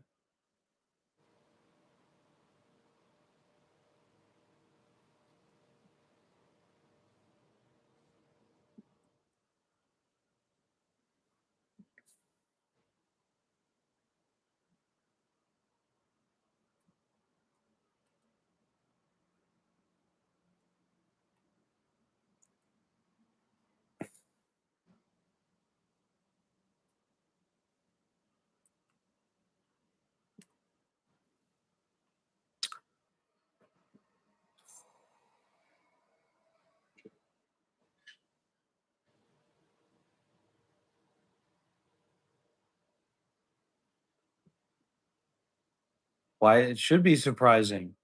We're a community organized by Jake H.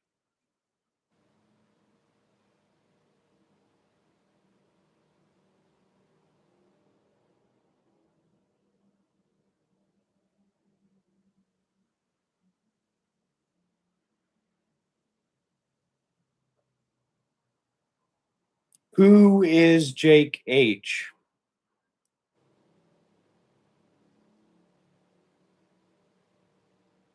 Thank you. Yes, I'm the bigger man. Now we're starting to turn the tides in this environment. Thank you, everybody. That's why Shiva went and laid down because he started to feel the tides turning.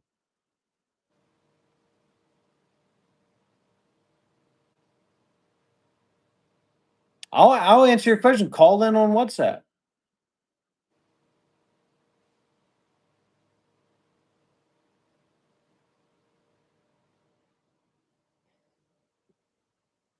Shiva is friends with Jake H. Is that true, Shiva?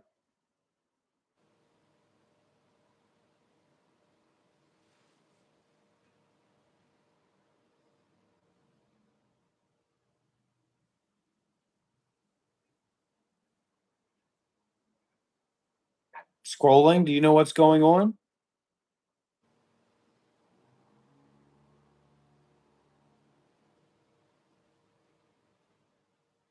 Okay. If you want to learn Buddhism, go to the Monk Life Meditation YouTube channel. Monk Life Meditation. Abaddon, because one of the members of the community, they volunteered to set it up. So they set it up and it met the goal. It met more than the goal. But then the person who set it up canceled it or closed it or paused it in some way.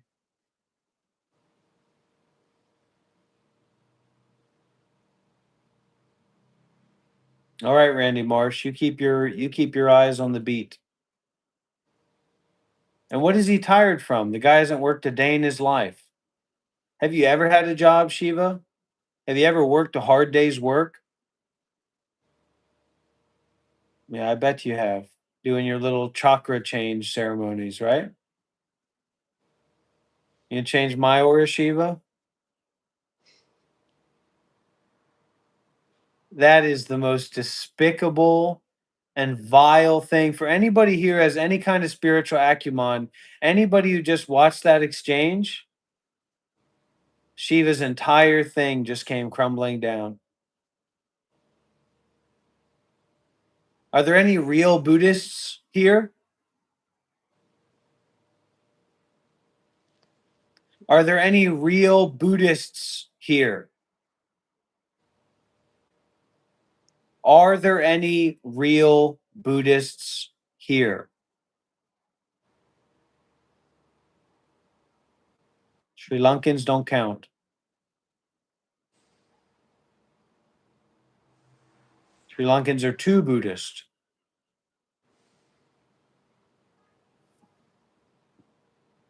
Who is the most Buddhist person here? Is it me? Am I the most Buddhist person here?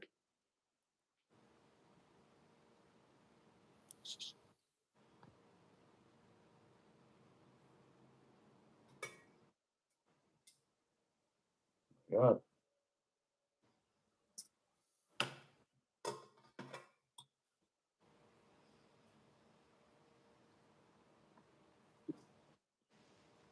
Well, there's not much else to do here, everybody, so it's about time to finish up and go home.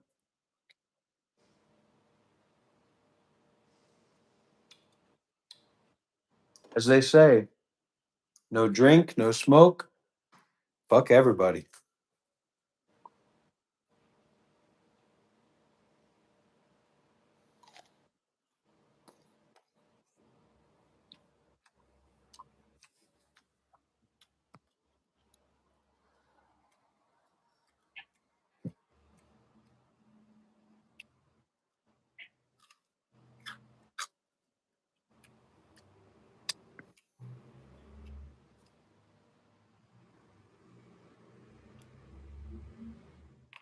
I'm going to open up my own live stream.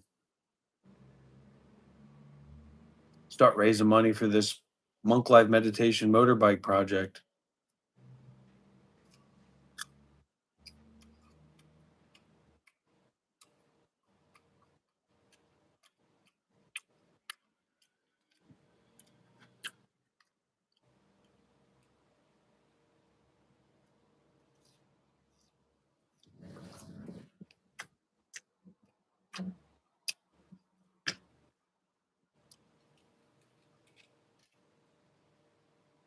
Oh, there's going to be a lot of people on my stream very, very soon. Don't you worry about that.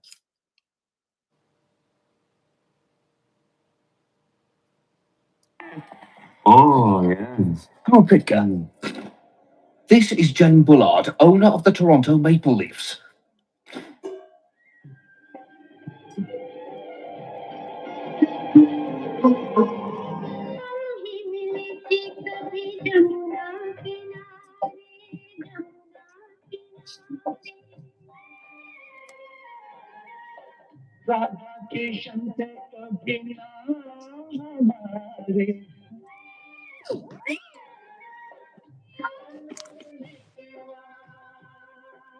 Pick up.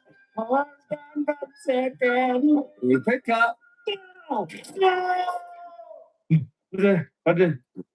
So, you are the owner of the ice hockey team, the Toronto Maple Leafs. Actually, it's Leafs. Who said that? Oh, how did you get there? This little guy scared the crap out of me. Think I'm gonna have to do a panty check. I might have some monkey mustard back there. No, I'm good. Who is this prick? Where? How do you do? Shrimp? What you call me, Jagamo? I'm sorry, I didn't catch your name. You are a midget. I find that term condescending. Condescending. That's a big word for you. The man's an ass. Your Holiness, you're an expert on love. Yes, I am. Why do you think Darren Rowan? Here's a good idea for your little Discord channel, Shiva. Why don't you host a Love Guru movie meetup, movie night, Love Guru movie night? You can put on the T-shirt that you wear on your head, and people can see where you got your inspiration from. And what the craziest thing is probably that when Shiva was about, I don't know, 10 or 12 years old, he probably had this DVD or this VHS tape of the Love Guru, and he watched it with his mom. He didn't grow up with a dad. And so he saw this guy, and he saw a father figure, and he saw someone that he could become. And he went through this process to become the only male father figure that he ever saw in his life, which was the Love Guru.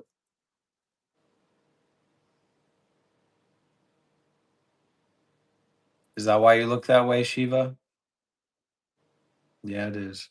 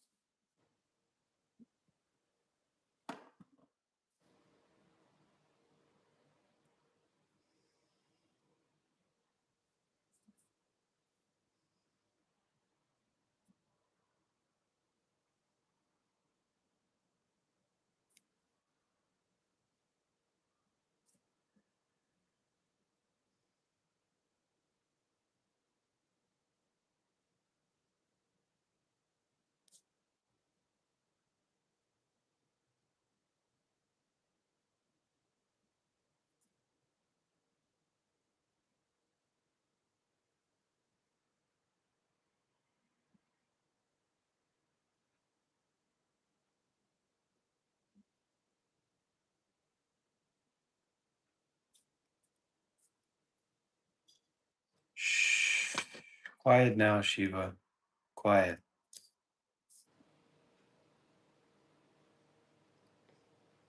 Taking the high seat.